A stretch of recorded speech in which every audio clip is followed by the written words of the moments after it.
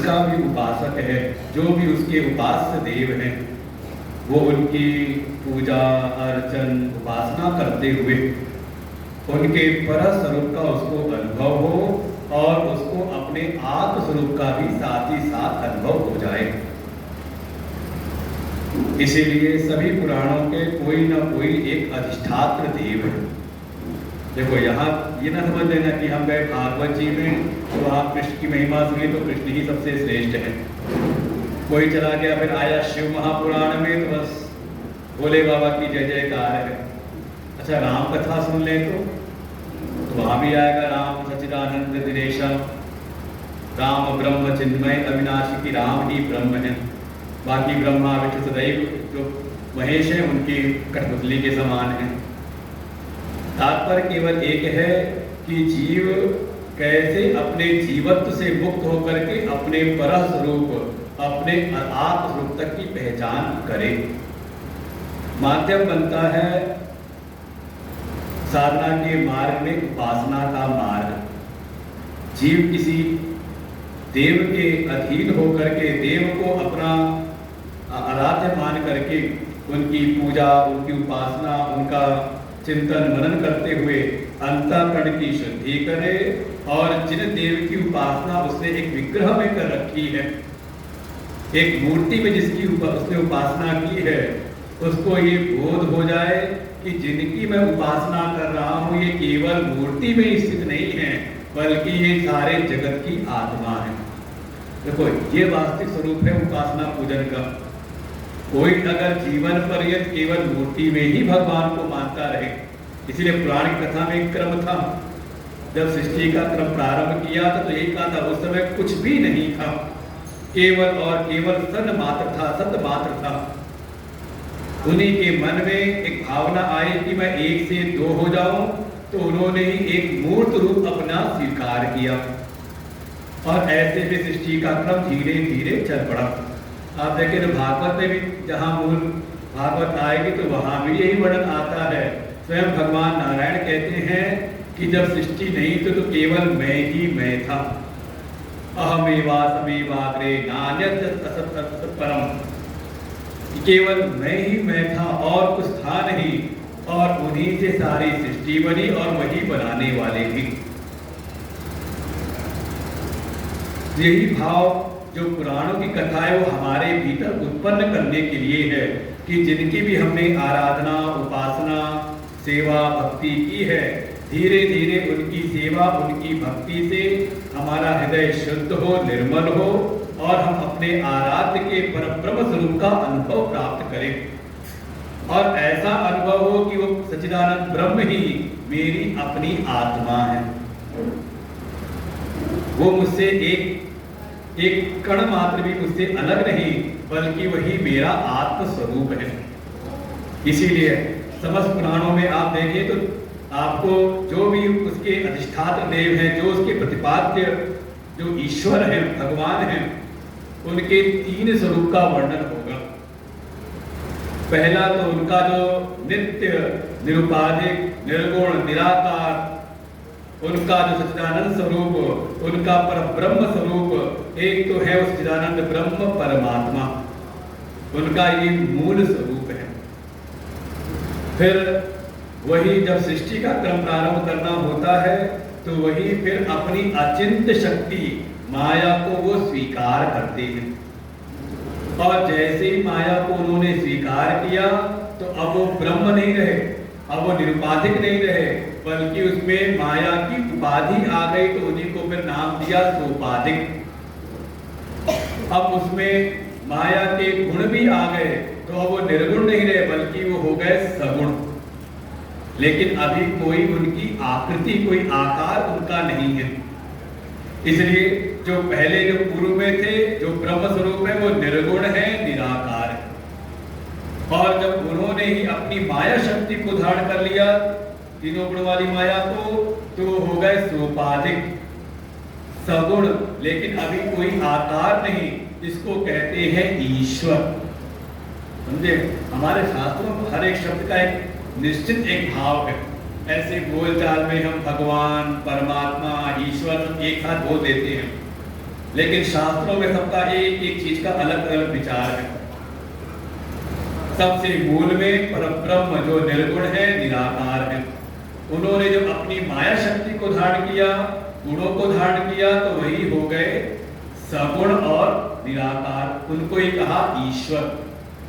और वही ईश्वर जब अपनी बनाई सृष्टि में कोई विशेष कार्य उत्पन्न होता है या कोई विशेष प्रयोजन आता है, जब कोई भक्त प्रेम से भगवान को पुकारता है, तो सो केवल भगतन हित लागे, अपने भक्तों पर कृपा करने के लिए, उनके हित के लिए।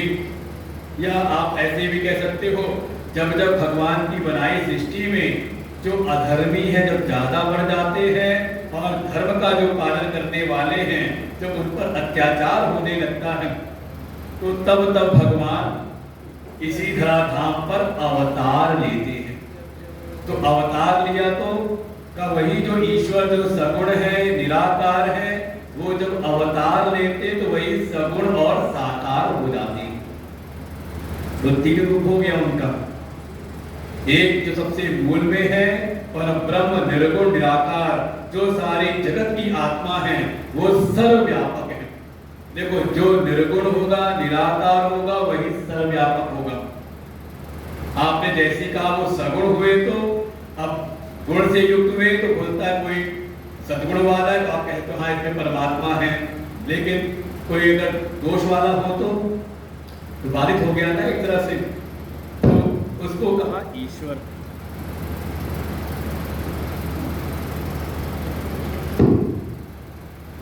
और वही जब भक्तों पर कृपा करने के लिए जब हम समझ,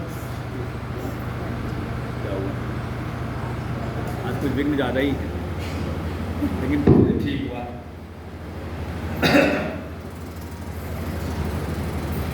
वही जब अवतार लेते हैं तो हो जाते हैं सगुण और साकार। उन्हीं को हम कहते हैं भगवान। अब देखो, भगवान शब्द भी है तो ये भी परिभाषित है, किसी को भी हम भगवान नहीं कह देते। नहीं तो आज के कलयुग के समय में जहां कोई कुछ रख दिया था ये भगवान हो गए। कोई किसी को भी भगवान नहीं कहते। भगवान किसको कहते हैं? तो शब्द ही है भगवान, दो शब्द मिले हुए, भग धनवान। जैसे एक शब्द हम इस्तेमाल करते हैं धनवान, ज्ञानवान, पदवान।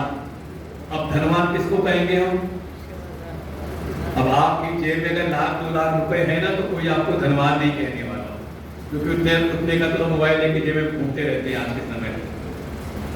वान कहते हैं प्रचुरता के अर्थ में, अथाह जिसकी कोई अथाह, देखो कोई सीमा ना हो, तो अथाह धन आ जाए किसी के पास में, जिसकी कोई सीमा ना हो, तो उसको कहते हैं ये बहुत धनवान है।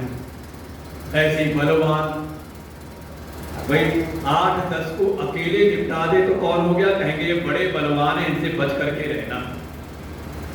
ऐसे ज्ञानवान, ऐसे शब्द है भगवान, जो भगों से युक्त हो, सारे भगों से संपन्न हो, और भग 6 होते हैं। ऐश्वर्यस्य समग्रस्य धर्मस्य षष्ठ्य ज्ञान वैराग्योश्चैव षण्णाम भग इतीर्ण। ये 6 भगों से जो युक्त हो, बल्कि प्रचुर मात्रा में जो युक्त हो, जिसमें इसकी कोई सीमा ना हो, उसको हम कहते हैं भगवान। ये शब्दों को समझना चाहिए, हम किसको भगवान कहते हैं। कोई लाके किसी को बैठा दे मंदिर में, उसको भगवान नहीं कहते। जैसे एक दिन भक्ति में आया था ना कि भक्ति 2 प्रकार की, सगुणा निर्गुणा, फिर उसमें भक्ति कई वैधि और कामना मूलक। एक तो है शास्त्रीय विधि के अनुसार, और दूसरा है मन माना, जिसको मान के हमारे कलयुग में बहुत सारे देवता प्रकट हो जाते हैं, समय समय पर टीवी वाले प्रकट कर देते हैं, किसी को भगवान बना देते हैं, और सबसे ज्यादा हमारे सनातनी पीछे पीछे भागते हैं। 33 कोटि देवता छोड़ करके 10 अवतार के 24 अवतारों को छोड़ करके और भी चले जाते हैं पीर बाजार पूजने के लिए। तो कह सकते हैं उससे दयनीय स्थिति किसी की है नहीं। का 6 भग से जो युक्त हो, उनको हम कहते हैं भगवान, जिसमें पहला ही भग है ऐश्वर्य।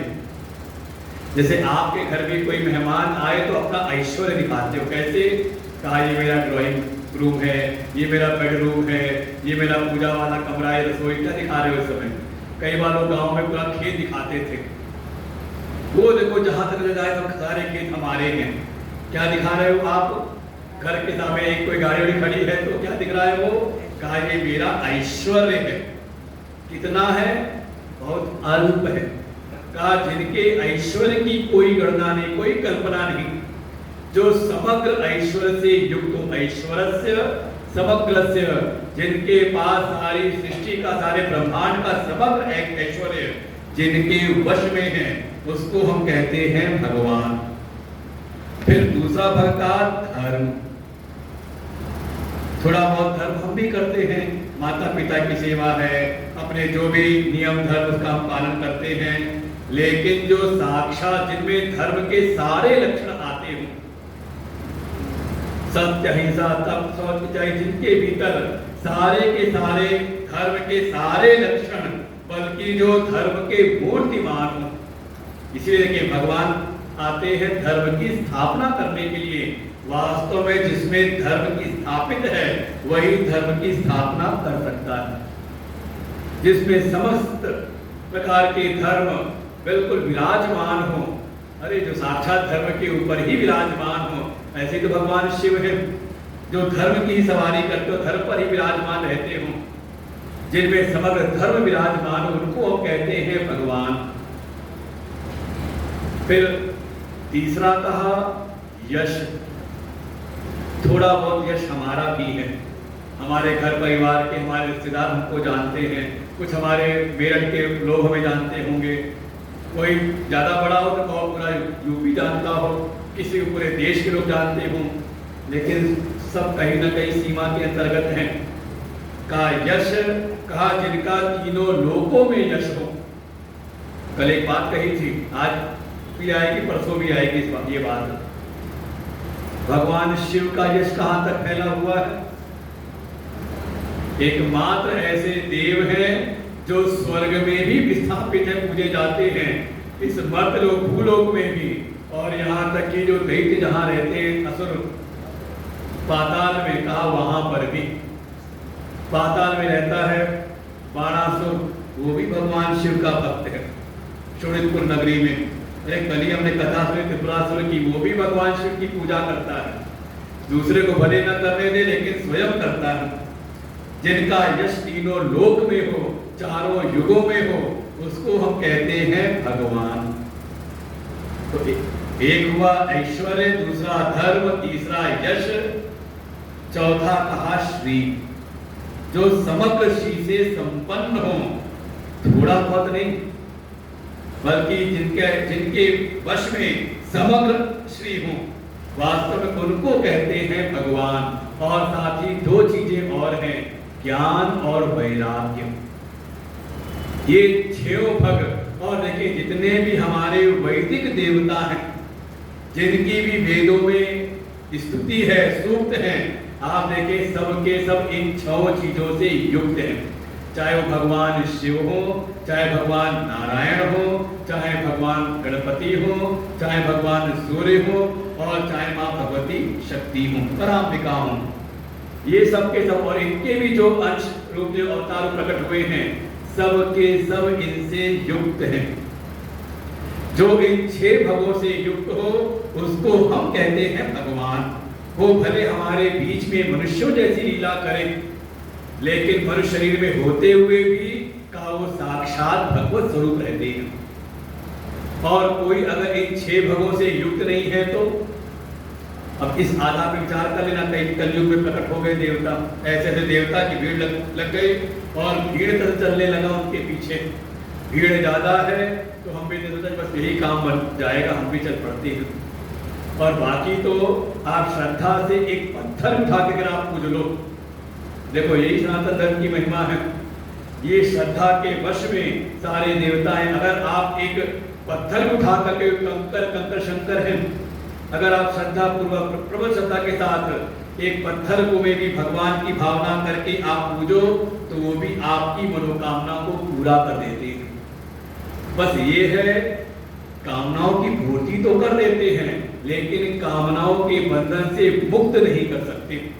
उसके लिए तो आपको अपने जो शास्त्रीय, जो वैदिक जो देवता हैं, जिनकी वेदों में महिमा है, जिनकी पुराणों में महिमा है, उनकी शरण में आना पड़ता है। और ऐसे जो देव हैं, ये हमारे मन की कामनाओं को तो पूरा करते ही करते हैं, साथ ही साथ हमें कामनाओं से मुक्ति के मार्ग में भी लगाते हैं। यही है, इससे दोनों आएंगी, भोग भी और मोक्ष भी, जो दोनों ही देने में समर्थ हो, वास्तव में उनको हम कहते हैं भगवान। तो तीन स्वरूप हुए, एक उनका सच्चिदानंद ब्रह्म स्वरूप, दूसरा उनका सगुण निराकार ईश्वर स्वरूप, और तीसरा है सगुण साकार उनका भगवत स्वरूप, उनका अवतार स्वरूप। और देखिए, जब कोई सही विधि से इसका चिंतन करे, तो धीरे धीरे अगर विचार करे, तो देखता है कि उसको अगर अपने ऊपर आकर के इस बात को देखे, सिद्धांतों को, तो ऐसे ही तीन स्वरूप हमारे भी हैं। जैसे जिससे हम ज्यादातर जो व्यवहार करते समाज में, ये जो देह है का, ये जो देह है, ये तीसरी कोटि में आएगा, सगुण भी है और साकार भी है। देखो, देह में गुण भी है और इसकी एक आकृति भी है, लेकिन इस यही मैं हूं तो कहा ऐसा नहीं, कहा ये शरीर तो निरंतर बदलता रहता है। बल्कि पूछे आप कौन है, तो कह सकते थोड़ा विचार करने वाला, थोड़ा सत्संग प्रवचन सुनने वाला हो, थोड़ा अगर शास्त्रों का स्वाध्याय किया हो, तो उसकी दृष्टि केवल देह पर नहीं रहती।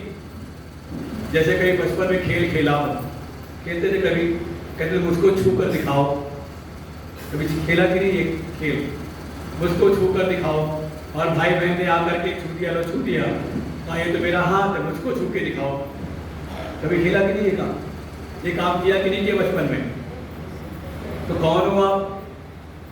का शरीर तो कभी छोटा था, कभी बड़ा हुआ, कभी दुर्बल हुआ, कभी मजबूत हुआ, लेकिन मैं लगता है कि नहीं, ये शरीर मैं नहीं, बल्कि शरीर के भीतर जो शरीर का स्वामी है वो मैं हूं। जो इस शरीर में अपने कर्मों के अनुसार उसकी गति होती है, और पूर्व के कर्मों के अनुसार उसकी इस शरीर में गति हुई है, और ऐसे आगे भी उसकी गति होगी। तो कह सकते हैं मैं कौन हूं, तो कह सकते कि हाँ मैं कौन हूं, कहा मैं जीव हूं। जो करता है, कर्तृत्व भोक्त जिसमें है, कर्ता भोक्ता जो है, का वही जीव मैं। अच्छा पूछे, जीव की आकृति क्या है, आकार क्या है जीव का, क्या रूप है जीव का? कोई आकार है, गुण है। हो सकता है किसी के भीतर सद्गुण भरे हो तो हम कहते सज्जन है, किसी में दुर्गुण हो तो कहते दुर्जन है। तो गुण तो हो सकता है अलग अलग, लेकिन उसकी आकृति क्या है? आकृति कोई नहीं। जब हम बालक थे तो जीव की आकृति उस बाल स्वरूप में हो गई, जब हम युवा हुए तो जीव की आकृति युवा स्वरूप हो गई, जब हम वृद्ध हुए तो वृद्ध रूप में हो गया। अच्छा, कर्मों के अनुसार अगर हम मान लो चले गए कुकर शुकर योनियों में, तो चींटी के शरीर में गया जीव तो चींटी की आकृति की, हाथी के शरीर में गया तो हाथी की आकृति का। बिल्कुल जैसे जल जिस पात्र में रख दो उसकी आकृति ले लेता है, ऐसे जो जीव है, जीव आत्मा है, का उसका कोई आकार नहीं। वो कई बार पिक्चरों में दिखा देते, फिल्मों में दिखा देते हैं कि हाँ देखो ये मरा और उसकी जीवात्मा जा रही है, ऐसी कोई दिखती नहीं, वो उसका कोई आकार नहीं, आभास कराने में दिखा देते हैं। वो का वो सगुण है लेकिन निराकार है, लेकिन वो भी अपना वास्तविक स्वरूप नहीं। का वास्तविक स्वरूप उस जीव आत्मा को भी जो सत्ता प्राप्त होती है, वो प्राप्त होती है चेतन आत्मा से। वास्तविक जो अपना स्वरूप है वो आत्म स्वरूप है, जो ना तो गुण वाला है और ना ही उसकी कोई आकृति है। देखो, जैसे भगवान के तीन स्वरूपों को जाना, ऐसे ही अपने भी तीनों स्वरूपों का हमें ज्ञान हो जाए। भगवान निर्गुण निराकार सच्चिदानंद ब्रह्म है, फिर वही माया को धारण करते हैं तो हो जाते हैं ईश्वर, और वही जब कोई अवतार लेते हैं, शरीर धारण करते हैं तो हो जाते हैं भगवान। ऐसे ये शरीर के भीतर जीवात्मा, जीव है सगुण और निराकार, और जो उसको भी सत्ता देने वाला जो मेरा वास्तविक स्वरूप है, आत्मा स्वरूप है, उसमें ना तो कोई गुण और ना कोई आकार। ये समझ लें, ये मूल ज्ञान है। और ये ज्ञान होते हुए ये बुद्धि में ज्ञान आ जाए और इसके बाद यथा योग्य हम कार्य करें। जैसे अब भगवान का एक सगुण साकार है, तो ऐसे अपना सगुण साकार ये शरीर है, तो इस शरीर को जो सगुण साकार शरीर है इसको भगवान के सगुण साकार की सेवा में लगा दें। तो यही है उपासना का तरीका। सगुण साकार देह है तो इसको सगुण साकार की आप सेवा में लगाएं। भगवान का जो भी पूजन है, अर्चन है, इनको भोग लगाना है, इनका श्रृंगार करना है, इनको वस्त्र पहनाना है, इनको शयन कराना है, इनको जगाना, ये सारी क्रियाएं सगुण साकार को लगाओ सगुण साकार की सेवा में। फिर जो भीतर वाला जो है जीव, ये ईश्वर का अंश, इसलिए देखें जहां भी आएगा वर्णन यही आएगा, ईश्वर अंश जीव अविनाशी। कहीं आपको सुनने को नहीं मिलेगा कि ब्रह्म का अंश है। ब्रह्म और आत्मा में अंश अंशी भाव नहीं होता, दोनों एक रूप ही है। लेकिन ईश्वर और जीव में है, ईश्वर मायोपाधिक है और जीव अविद्या उपाधि वाला है। थोड़ा बार बार सुनते रहेंगे तो ये ज्ञान भी आपके भीतर टिकेगा। लेकिन मूल यही है शास्त्रों का। अगर ये नहीं जाना समझ ले अभी आपने ठीक प्रकार से पुराण की कथा को नहीं सुना।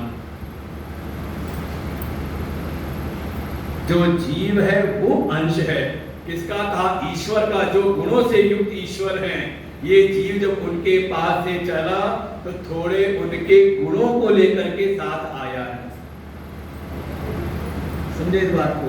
जैसे कोई पिता है, उनके उसका कोई पुत्र है, पुत्र जो जा रहा है कहीं किसी और प्रदेश में किसी और जगह जा रहा है, तो पिता अपनी संपत्ति का थोड़ा अंश उसको दे देते हैं और वो जाकर के अपना जीवन वहां पर चलाता है। ऐसे ही ये जीव जो है ईश्वर का अंश है। इनमें अंश और अंशी का भेद। ईश्वर जो है वो सर्वसमर्थ है, सर्वज्ञ है, सर्वशक्तिमान है, लेकिन जीव जो है का ये अल्प शक्ति वाला है, अल्पज्ञ है। ज्ञान है इसको लेकिन थोड़ा ज्ञान है, इसलिए यही अंतर है। गुणों में दोनों एक ही हैं, चेतन अमल से सुराशि, लेकिन भेद है मात्रा में। जीव अंश है, ईश्वर अंशी है। तो ये अंश और अंशी का देखिए स्वभाव क्या होता है। ये जो अंश है जब तक अपने अंशी के पास न जाए तब तक इसको कहीं शांति नहीं मिलती। अब आप अनुभव करो, चाहे मन कितना भी बेचैन हो, अशांत हो, आप आ जाओ भगवान के पास, मंदिर में आ जाओ, सत्संग में आ जाओ, तो कुछ शांति मिलती कि नहीं मिलती? तीर्थों में जाओ, चाहे कितनी भीड़ हो, कितनी भी वहां व्यवस्थाएं बिल्कुल खराब व्यवस्थाएं हो, कितनी वहां समस्याएं हो, लेकिन फिर भी शरीर को तो भले नष्ट हो लेकिन मन को शांति मिलती है कि नहीं मिलती? ना मिलती तो भाग के जाते ही नहीं। कारण क्या है? कारण एक ही है, ये जो अंश रूप में जो जीव है ये अपने अंशी के सन्निकट पहुंचा है और अंश का अंशी के पास आते ही उसको मन में कहीं ना कहीं शांति की प्राप्ति होती है। बिल्कुल, इसलिए अंश को अंशी से एक करके रखें। शरीर से कहा बाहर सेवा करें, लेकिन भीतर वाले जीव को बाहर न लगाएं, इसको भीतर वाले अंशी ईश्वर से एक करके रखें। उनका मनन चिंतन, उनका पूजन, उनका स्मरण सदैव बना रहे और साथ ही साथ ऐसा करते करते ये बोध बन जाए कि तत्व की दृष्टि से जो ब्रह्म है वही मैं आत्मा हूं। ब्रह्मात्मैकत्व लक्षणम, ब्रह्म और आत्मा के एकत्व का अनुभव जिसको जिस क्षण प्राप्त हो जाए, कहा वो जीवन रहते रहते जीवन मुक्त हो जाता है। यही है परम ज्ञान, यही शिव महापुराण का भी सार है कि जो हमारे आराध्य इस शिव महापुराण के परम प्रतिपाद्य अधिष्ठात्र देव हैं भगवान शिव, अपने स्वरूप में तो निर्गुण निराकार है। वही कभी सज्जनों पर कृपा करने के लिए, दुर्जनों पर को दंड देने के लिए वही कभी महेश्वर रूप लेते, ईश्वर रूप में आ जाते हैं और वही कभी न कभी कोई कार्य, कोई निश्चित प्रयोजन सिद्ध करने के लिए वही मनुष्यों के जैसी आकृति भी ले लेते हैं। इसी का नाम है अवतार। बिल्कुल, ये कई और देखिए समाज में देखें तो अवतार को मानने वाले कम हैं, लेकिन भगवान का जो ईश्वर रूप है सगुण और निराकार, इसको सब मानते, से किसी का विरोध नहीं। लेकिन अवतार भी, क्योंकि पुराणों में हमारे शास्त्रों में वर्णन है, तो हमारे लिए भी ये बिल्कुल सत्य ही है। और अवतार का बिल्कुल सीधा एक भाव और समझ ले, शब्द ये अवतार, अव माने नीचे, तार माने उतर आना, जिनकी महिमा अपरंपार है, जो विभु हैं, व्यापक हैं, कण कण में व्याप्त हैं। वही जब भक्तों पर कोई कष्ट आता है, भक्त कोई उनको पुकारता है दीन भाव से, तो वही भगवान, वही परमात्मा जो सच्चिदानंद अखंड ब्रह्म स्वरूप हैं, वही अपनी महिमा से नीचे उतर आते हैं। इसी का नाम है अवतार। जैसे बिल्कुल घरेलू दृष्टांत है, चाहे आप कितनी भी आपकी महिमा हो, चाहे कितना आपका रौब हो घर परिवार समाज में, लेकिन सामने छोटा कोई बच्चा आ जाए तो अपना पोता है, नाती है, प्रेम से अगर पुकारे आपको, तो आप भी अपने समस्त ऐश्वर्य, अपनी महिमा को किनारे करके उसको आप गले से लगा लेते हो। बिल्कुल भगवान का भी यही स्वरूप है। वो भक्तों के हित के लिए, भक्तों के प्रेम के परवश होकर के वो भगवान भी समय समय पर अवतार लेते हैं, थोड़ा नीचे उतर करके अपनी महिमा से आ जाते हैं, जिससे भगवान की सेवा करके भक्त भी उनके स्वरूप की प्राप्ति कर सके। ऐसे ही प्रश्न पूछा है भगवान शिव के अवतारों के विषय में। व्यास शिष्य महाभाग सूत ज्ञान दयानिधे वद शंभव अवतारश्च हीरकाशीततां शिवम। शौनक आदि ऋषियों ने पूछा है सूत जी से कि हे सूत जी, जैसे भगवान श्री हरि के अवतारों के विषय में हमने सुना है कि उनके 24 अवतार होते हैं और उनमें मुख्य दशावतार हैं, ऐसे क्या भगवान शंभु के भी अवतार होते हैं? क्या भगवान शिव भी अवतार लेते हैं? सूत जी ने कहा, हे शौनक आदि ऋषियों, जैसे आप आज पूछ रहे हो, ऐसे कभी सनत कुमार ने पूछा था नंदीश्वर जी से, और जो भगवान शिव के अवतारों के विषय में नंदीश्वर भगवान ने जो उपदेश किया था, आज मैं आपको वही कथा सुनाता हूँ। नंदीश्वर उवाच असंख्याता हि कल्पेषु विभो सर्वेषु रस्वै अवतार तथापि वचम्यं तान्यथा मति।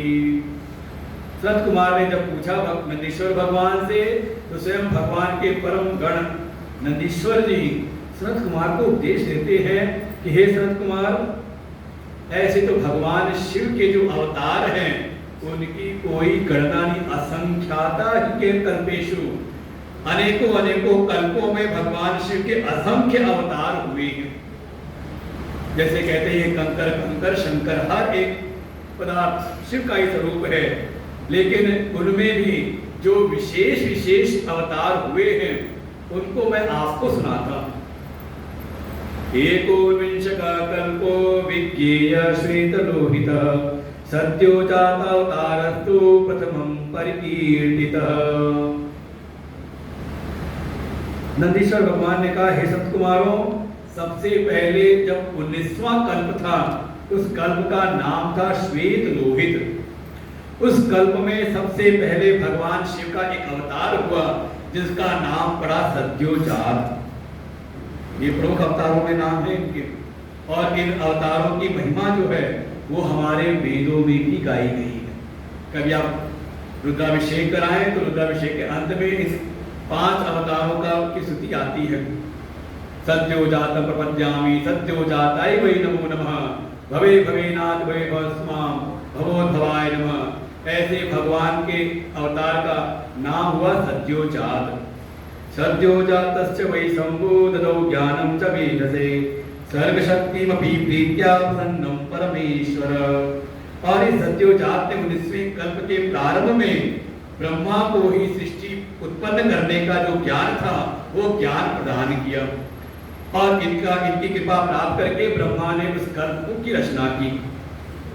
उसके उपरांत जब 20वां कल्प प्रारंभ हुआ, ततो विंशतितमा कल्पो रक्त नामा प्रकीर्तितः। 20वां कल्प जिसका नाम ही हुआ रक्त कल्प कहा गया, उस 20वें कल्प में पुनः भगवान शिव का एक अवतार हुआ, नाम पड़ा बोले वामदेव भगवान की। वामदेवम शिवम ज्ञात्वा प्रणाम कृतांजलि। वामदेव भगवान का अवतार हुआ, ब्रह्मा जी ने इनको प्रणाम किया और उस कल्प में सृष्टि विषय जो भी ज्ञान था वामदेव जी ने ब्रह्मा को प्रदान किया। इसके उपरांत जब अगला कल्प आया 21वां कल्प, 1विंशतितमा कल्प पीतवासा स्मृतः, पीतवर्ण का जो कल्प आया इसमें भगवान शिव का ही तीसरा अवतार हुआ। उनकी तो बड़ी महिमा हुई, भगवान का नाम पड़ता है वहां पर, वे तत्पुरुष भगवान की जय। और इन तत्पुरुष स्वरूप में जो प्रकट हुए भगवान शिव, इनकी तो इतनी महिमा हुई, इन्हीं के नाम से भगवान शिव की गायत्री प्रकट हुई। गायत्री मंत्र जानते होंगे सब, कौन सा मंत्र है गायत्री मंत्र? ओम भूर्भुवः स्वः तत्सवितुर्वरेण्यं भर्गो देवस्य धीमहि धियो यो न प्रचोदयात्। का ये एक गायत्री सविता की गायत्री है। ऐसे ही हमारे वेदों में सभी जो भी वैदिक देव हैं सबकी गायत्री आती है। गायत्री माने कहा, गायत्री वास्तव में एक छंद है, उस छंद में जितने भी मंत्र आते सब गायत्री मंत्र कहलाते हैं। जैसे भूर्भुवः स्वः अलग कर दो, उसके बाद तत्सवितुः, ये सविता देव की गायत्री है, जिसमें 3 चरण हैं, त्रिपदा हैं, 3 चरण हैं और 24 अक्षर हैं। जिसमें भी 3 चरण हो 24 अक्षर, उसको हम कहते हैं गायत्री छंद में ये मंत्र, ये है गायत्री मंत्र। ऐसे ही सभी देवताओं की गायत्री होती है। और आप ध्यान देना तो आचार्य जी रोज बोलते हैं, कम से कम 5-6 गायत्री मंत्र तो रोज बोलते हैं। जैसे भगवान गणेश, उनकी भी गायत्री है। कल सुना कि एक दांत वाले हाथी का असर लगा तो उनकी गायत्री प्रकट हुई, ओम एकदंताय विद्महे वक्रतुंडाय धीमहि तन्नो दंति प्रचोदयात्। ये गणेश जी की गायत्री हो गई। भगवान नारायण की गायत्री है, ओम नारायणाय विद्महे वासुदेवाय धीमहि तन्नो विष्णु प्रचोदयात्। लक्ष्मी मैया को खुश करना हो तो उनकी भी गायत्री है, ओम महालक्ष्मी च विद्महे विष्णुपत्नी च धीमहि तन्नो लक्ष्मी प्रचोदयात्। ऐसे ही भगवान शिव की जो गायत्री है वो प्रकट होती है तत्पुरुष भगवान जो अवतार लेते हैं। ओम तत्पुरुषाय विद्महे महादेवाय धीमहि तन्नो रुद्र प्रचोदयात्। तो ये तीसरा महामंत्र, 3 मुख्य मंत्र हैं भगवान शिव के। एक तो पंचाक्षरी मंत्र ओम नमः शिवाय, दूसरा महामृत्युंजय मंत्र ओम त्र्यंबकम यजामहे सुगंधिं पुष्टिवर्धनम उर्वारुकमिव बन्धनान् विद्योर्मुक्षीयमामृतात्। और ये तीसरा है भगवान शिव की गायत्री, ओम तत्पुरुषाय विद्महे महादेवाय धीमहि तन्नो रुद्र प्रचोदयात्। जो भोग और मोक्ष दोनों प्रदान करने वाला ऐसा दिव्य मंत्र है।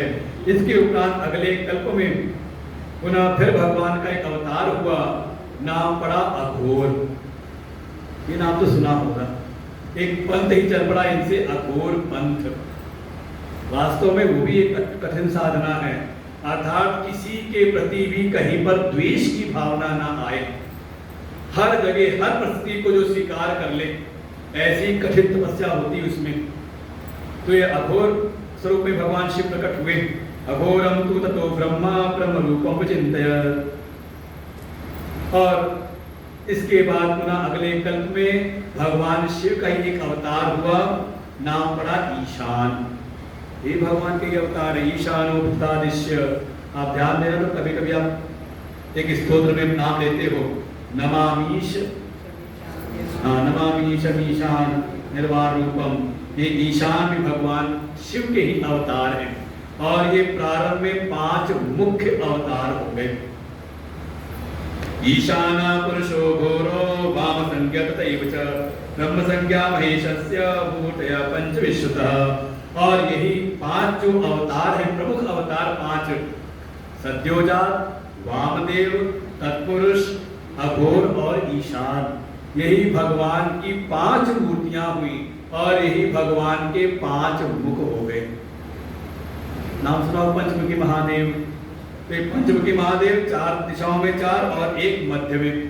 तो ये 5 जो भगवान के अवतार हुए, यही उनकी 5 मूर्तियां हुई और यही 5 जो तत्व हैं उनके अधिष्ठाता हुए और इनके द्वारा फिर सारी सृष्टि का विस्तार होता है। सृष्टि के क्रम में ही जब ब्रह्मा सृष्टि उत्पन्न कर रहे थे, उनको आदेश हुआ मैथिली सृष्टि को उत्पन्न करो, मनुष्यों की सृष्टि को उत्पन्न करो, लेकिन उनको कोई ज्ञान प्राप्त हुआ नहीं, कैसे मानसी सृष्टि करे, मैथिली सृष्टि कैसे हो। तभी उनके समक्ष ही स्वयं भगवान शिव प्रकट हुए, आधे शरीर से स्त्री और आधे शरीर से पुरुष, अर्धनारीश्वर रूप में भगवान शिव प्रकट हुए। और फिर उनकी प्रेरणा से ही फिर ब्रह्मा जी के शरीर के 2 भाग हुए, मनुष्यत्वपा के रूप में, और फिर उससे फिर मानसी सृष्टि, मैथिली सृष्टि प्रारंभ होती है। तो अर्धनारीश्वरी भगवान शिव के अवतार हैं। भगवान शिव की 8 मूर्तियां प्रकट हुई, अष्टमूर्ति। तस्य शंभो परेशस्य मूर्त्यष्टकमयं जगत। 8 मूर्तियां, अष्टमूर्तियां प्रकट हुई जो उनके ही अवतार स्वरूप हैं। सर्वो भव तथा रुद्र उग्रो भीम पशुपति, ईशानश्च महादेवो मूर्तिश्चाष्टविश्रुता। सर्व भव रुद्र उग्र भीम पशुपति ईशान महादेव, ये भगवान शिव की 8 मूर्तियां हुई। और ये 8 मूर्तियां, ये 8 जो अष्टा प्रकृति है, इनके ही स्वरूप हुए, इनके अधिष्ठात हुए। भूमि, जल, अग्नि, पवन, आकाश, क्षेत्रज्ञ, सूर्य और चंद्रमा, ये 8 जो प्रकृति के अंश हैं, इनके ही अधिष्ठाता हुए। धीरे धीरे सृष्टि आगे बढ़ी तो ये जो अलग अलग द्वापर युग हुए, तो 12 कल्प के 28 द्वापरों में, हर द्वापर युग में भगवान का एक एक अवतार हुआ। और 28 द्वापरों में 28 व्यास भी हुए और 28 भगवान के स्वरूप प्रकट हुए, जिसके नाम थे श्वेत, सुतार, दमन, सुहोत्र, कंक, लोकाक्षी, जोगीश्वर, दधिवाहन, ऐसे ऐसे 28 भगवान के अवतार अलग अलग द्वापरों में प्रकट हुए। क्रमशः इन अवतारों का वर्णन करते करते भगवान शिव के एक प्रमुख अवतार की कथा प्रारंभ की। स्वयं नंदीश्वर भगवान अपनी कथा सुनाते हैं। सनत कुमार उवाच भवान कथम अनुप्राप्तो महादेवांश शिवम श्रोतुमिच्छामि तत्सर्वं वक्तुमर्हसि मे प्रभो।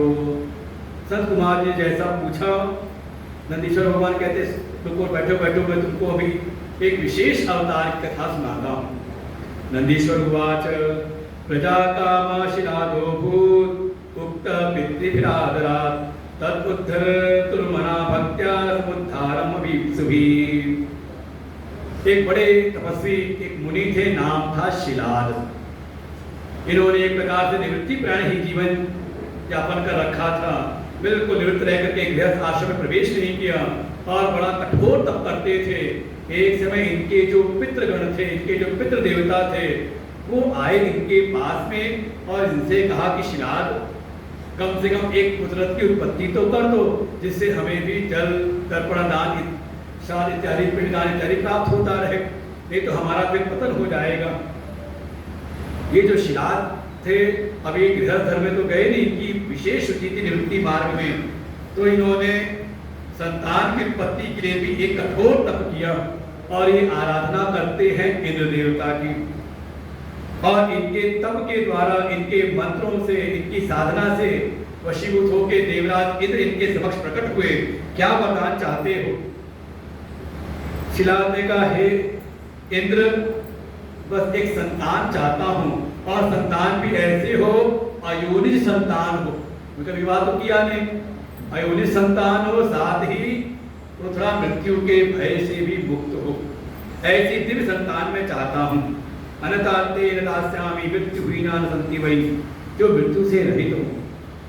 देवराज इंद्र ने कहा, हे शिलाद, मैं तो केवल योनिज पुत्र दे सकता हूँ, और जन्म मृत्यु से युक्त ये अयोनिज और जन्म मृत्यु से रहित संतान देने की मेरे पास सामर्थ्य तो है नहीं।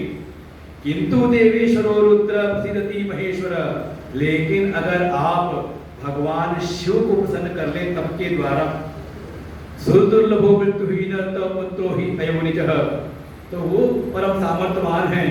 भगवान शिव आपको मृत्यु से रहित और अयोनिज पुत्र भी दे सकते हैं। इसके बाद तो शिलाद मुनि लग गए भगवान शिव की उपासना में और तत्परता पूर्वक करते करते दिव्यम वर्ष सहस्रम, हजारों वर्ष उन्होंने दिव्य तप किया और उनके तप से प्रसन्न होकर के स्वयं भगवान शिव सामने प्रकट हुए। लेकिन ये हजारों वर्ष तपस्या करते करते बिल्कुल एक आसन पर विराजमान हैं।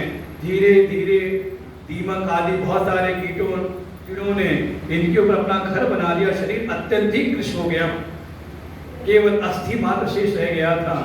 भगवान शिव सामने प्रकट हुए, लेकिन इनका ध्यान भीतर लगा हुआ है, आंख खोलते नहीं। तब भगवान शिव ने स्पर्श किया इनको। यदा स्पृष्टो मूलस्तेन करेण त्रिपुराणा, और जैसे भगवान शिव ने इनको स्पर्श किया, शिलाद मुनि ने नेत्र खोले, देखा साक्षात भगवान शिव सामने विराजमान है।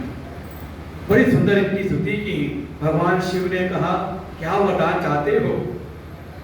उन्होंने बताया कि मैं केवल और केवल यही चाहता हूँ कि मुझको अयोनिज पुत्र प्राप्त हो और साथ में मृत्यु से भी वो रहित हो। भगवान शिव ने कहा कि ऐसा पुत्र मैं कहाँ ढूंढ करके लाऊं?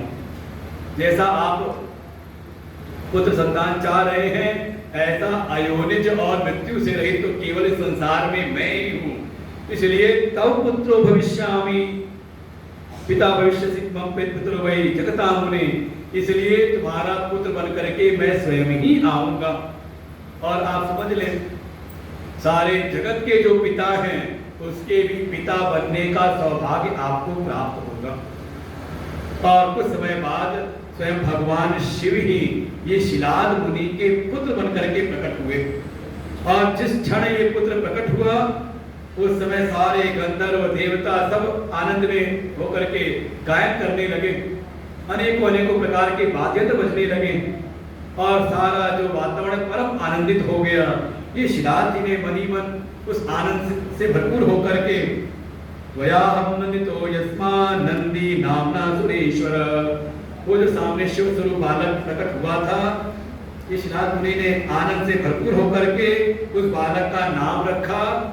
कहा तुम्हारा नाम होगा नंदी, क्योंकि तुम्हारे आने से आनंद का प्रसार हुआ है, इसलिए तुम्हारा नाम होगा नंदी। और फिर अपनी कुटिया में उस बालक को लेकर उसका पालन पोषण करने लगे। जब 5 वर्ष की अवस्था हुई, उसका यज्ञोपवीत करा करके सांगोपांग वेद का उसको ज्ञान कराया, उनको समस्त शास्त्रों का उनको ज्ञान अध्ययन कराया। धीरे धीरे अवस्था हो गई 7 वर्ष की। जब ये नंदी 7 वर्ष के, उसी समय भगवान शिव की प्रेरणा से 2 देवता मित्र और वरुण, ये दोनों आए शिलाद मुनि के आश्रम में और उस बालक के तेज को देख के अचंभित तो हुए, लेकिन साथ ही साथ इनके मन के भीतर एक दुख भी प्रकट हुआ, जिसको देख करके शिलाद ने पूछा, अरे देवगणों, आप इतना दुखी क्यों हो रहे हैं? तब मित्र और वरुण ने कहा, शिलाद क्या बताएं, ये तुम्हारा जो तेजवान बालक है, इसकी क्या महिमा कहे, साक्षात शिव स्वरूप है, लेकिन इसकी आयु ज्यादा शेष नहीं है। हम तो यही देख रहे हैं, ना दृष्टमेव चापश्यम ही आयुर्वर्ष अंतः परम, इसकी केवल और केवल 1 वर्ष आयु शेष रही, इसी वर्ष में ही इसकी आयु क्षीण हो जाएगी। जैसा कि हम सब देख पा रहे हैं दोनों, अब तो शिलाद मुनि का जो सारा आनंद था, सारा आनंद दूर हुआ और दुख से ग्रस्त हो गए। अपने पिता को दुखी देख करके स्वयं ये जो नंदी जी इनके पास आए, क्या बात हो गई, आप इतना दुखी क्यों हो रहे हैं? जब पिता ने बताया कि पुत्र क्या बताऊं, अभी ये मित्र और वरुण आए थे, तुम्हारे अल्प आयु होने की बात कह के गए हैं। वो नंदी जी ने कहा, पिताजी आप चिंता ना करिए, कोई भी देव आकर के किम तपा किम देवो वा दानवो वापि यमा कालोत्वापि दित्वे युद्धपि धेते मामेन्यपि नचनाथ। पिताजी आप चिंता ना करें, कोई देव यमराज कोई भी मुझको मार नहीं सकता।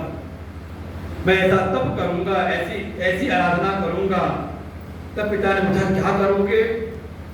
तब नंदी जी स्वयं कहते हैं, न तपसा मृत्युम वंचयिष्ये न विद्या महादेव से भजना मृत्युम जेष्यामि न अन्यथा।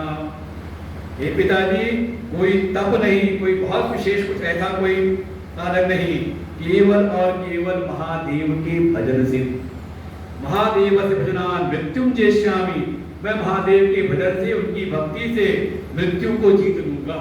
और उसके उपरांत स्वयं नंदीश्वर भगवान नंदी जी भगवान शिव के शिवलिंग का निर्माण करके उनके सामने महामृत्युंजय मंत्र का अनुष्ठान करके बैठते हैं, निरंतर रुद्र मंत्र का जप करते हैं, भगवान की सेवा उपासना करते हैं। और उनकी उस उपासना से स्वयं भगवान शिव प्रकट हुए। और भगवान शिव ने कहा, हे पुत्र, वास्तव में तुम्हारी कोई अल्पायु है नहीं, ये तो मेरी प्रेरणा से ही ये मित्र और आकर के वो बात उन्होंने कही थी, तुम तो साक्षात मेरे ही स्वरूप हो और तुम तो वही रहोगे जहां मैं रहूंगा, और जहां मैं रहूंगा वही तुम्हारा स्थान होगा। ऐसे ऐसे उनको अपना आशीर्वाद दिया। और फिर इसके उपरांत मरुताम चस्ता देवी श्वेयसास्तु मनोहरा, मर्तों की कन्या है, नाम है श्वेयसा। भगवान शिव की प्रेरणा से ही नंदी जी का विवाह होता है। और इसके उपरांत नंदी जी तो बस भगवान शिव की सेवा में ही समर्पित हो गए। पिता से आज्ञा लेकर के चले गए कैलाश पर। और यहाँ पर माँ भगवती पार्वती ने भी जब नंदी जी को देखा तो ददामि ते वरं प्रीत्या यत्ते वरसिमाजितम, सारे जितने गण थे उन्होंने तो उनको अपना मुखिया बनाया। माँ भगवती पार्वती जी ने भी कहा, हे नंदी, तू भी मेरा पुत्र ही है। माँ ने उनको अपने पुत्र के रूप में स्वीकार कर लिया। ऐसे जो नंदीश्वर हैं, नंदीश्वर भगवान भी भगवान के ही स्वरूप है। और बिल्कुल एक बात तो पक्की है, कई बार होता है किसी बड़े के पास अपनी बात पहुंचानी हो तो उनका जो कोई खास आदमी हो, उनका खास जो सेवक हो, उसके कान में बात डाल दे तो वहां पहुंच जाती है। तो ऐसे ही अगर आपको अपनी बात भगवान शिव तक पहुंचानी हो तो, लेकिन जरूरी नहीं कि नंदी के कान में आगे बोले, तभी साक्षात उनको प्रणाम करते उनके सन्मुख खड़े होकर के भी। अब ये नहीं कि कल ऐसा हो जाए कि सब कान पड़ के नंदी जी का तो देखा देखी चलता है ना, एक ने किया दूसरा भी, तीसरा चौथा, सबके सब। इसलिए नंदी जी किनारे यहाँ पे रेलिंग लगा दी गई है।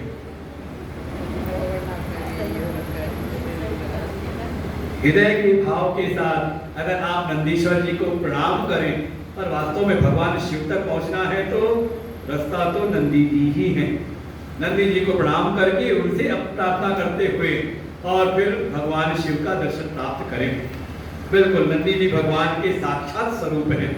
एक भगवान शिव का अवतार हुए भैरव अवतार। एक कथा सुनी थी द्वितीय दिवस, जब ब्रह्मा और विष्णु के बीच में जब श्रेष्ठता को लेकर के जब विवाद हुआ और उनके मध्य जब प्रकट हुआ था वो ज्योतिर्मय पुंज, तो उसका ओर छोर जानने के लिए जब सारी घटनाएं हुई थी और जब ब्रह्मा ने असत्य भाषण किया था तो यही उन महेश्वर से ही प्रकट हुए थे भैरव। ये भगवान शिव के अवतार है। इसलिए जहाँ भगवान शिव का स्थान होता है तो वहाँ साथ ही कहीं ना कहीं भैरव जी भी होंगे। आप विश्वनाथ जाओ तो वहाँ भैरव जी के दर्शन करें, और महाकाल जाए तो वहाँ तो विशेष काल भैरव है, और जाओ तो उनका विशेष भोग भी है लेकर के जाना चढ़ाने के लिए। अब तो खैर काफ़ी ज़्यादा भीड़ होने लगी, पहले तो हम लोगों ने खुद अपने हाथ से उनको पिलाया चढ़ाया, विशेष उनका भोग है वहाँ पर। और बड़ी वहाँ पर खोज हुई, बड़ी रिसर्च हुई कि आखिर ये जाता कहाँ है, लेकिन कोई स्थान दिखा नहीं, वो सब समाहित हो जाता उनमें। तो भगवान के अवतार है भैरव अवतार। ऐसे एक विशेष अवतार भगवान का हुआ। घटना हुई भगवान नारायण के दो द्वारपाल थे, जय और विजय। उनको श्राप मिला सनत कुमारों का, और वो आकर के 3 जन्म उनको असुर बनने का श्राप मिला। तो पहले में वो आए हिरण्याक्ष हिरण्यकशिपु बन करके, हिरण्याक्ष का वध किया भगवान ने आकर के 12 रूप में। और जो हिरण्यकशिपु था उसने जैसा वरदान मांगा था, भगवान आए नरसिंह रूप में। नरसिंह रूप में आकर के हिरण्यकशिपु का वध किया। लेकिन उनका जो उग्र रूप है, विकराल रूप है, उनको कोई शांत नहीं करा पाता। और भागवत जी तो ऐसा वर्णन है कि एक बार तो देवताओं ने कहा, किससे कहा, लक्ष्मी जी जाइए आप उसको शांत करिए, क्योंकि ऐसे है व्यक्ति, आदमी कहीं भी जाके कितना भी बुरा है लेकिन घर आकर के कहीं ना कहीं अपनी पत्नी के सामने कुछ शांत हो जाता है, तो आप भी जाइए इनको शांत करिए। लेकिन जैसी लक्ष्मी जी आई नरसिंह भगवान के पास, प्रभु अब शांत हो जाइए, जैसे इतना कहा भगवान ने दे के जोर से दहाड़ मारी। लक्ष्मी जी तो उल्टे पैर भागी वहां से, कहा ये मेरे स्वामी है नहीं, हमारे तो शांताकारं भुजगशयनं वो हैं शांत स्वरूप वाले, ये उग्र रूप वाले मेरे स्वामी नहीं। तब देवर्षि नारद ने भक्त प्रहलाद को सामने किया, तो उस क्षण तो भगवान ने प्रहलाद को अपनी गोद में लेकर के, जैसे एक गाय अपने बछड़े को चाट करके दुलार करती है, ऐसी प्रेम किया, उनको वरदान दिया। लेकिन उसके उपरांत भी नरसिंह भगवान शांत नहीं होते, और जब ब्रह्मांड में भ्रमण करने लगा जैसे प्रलय कर देंगे।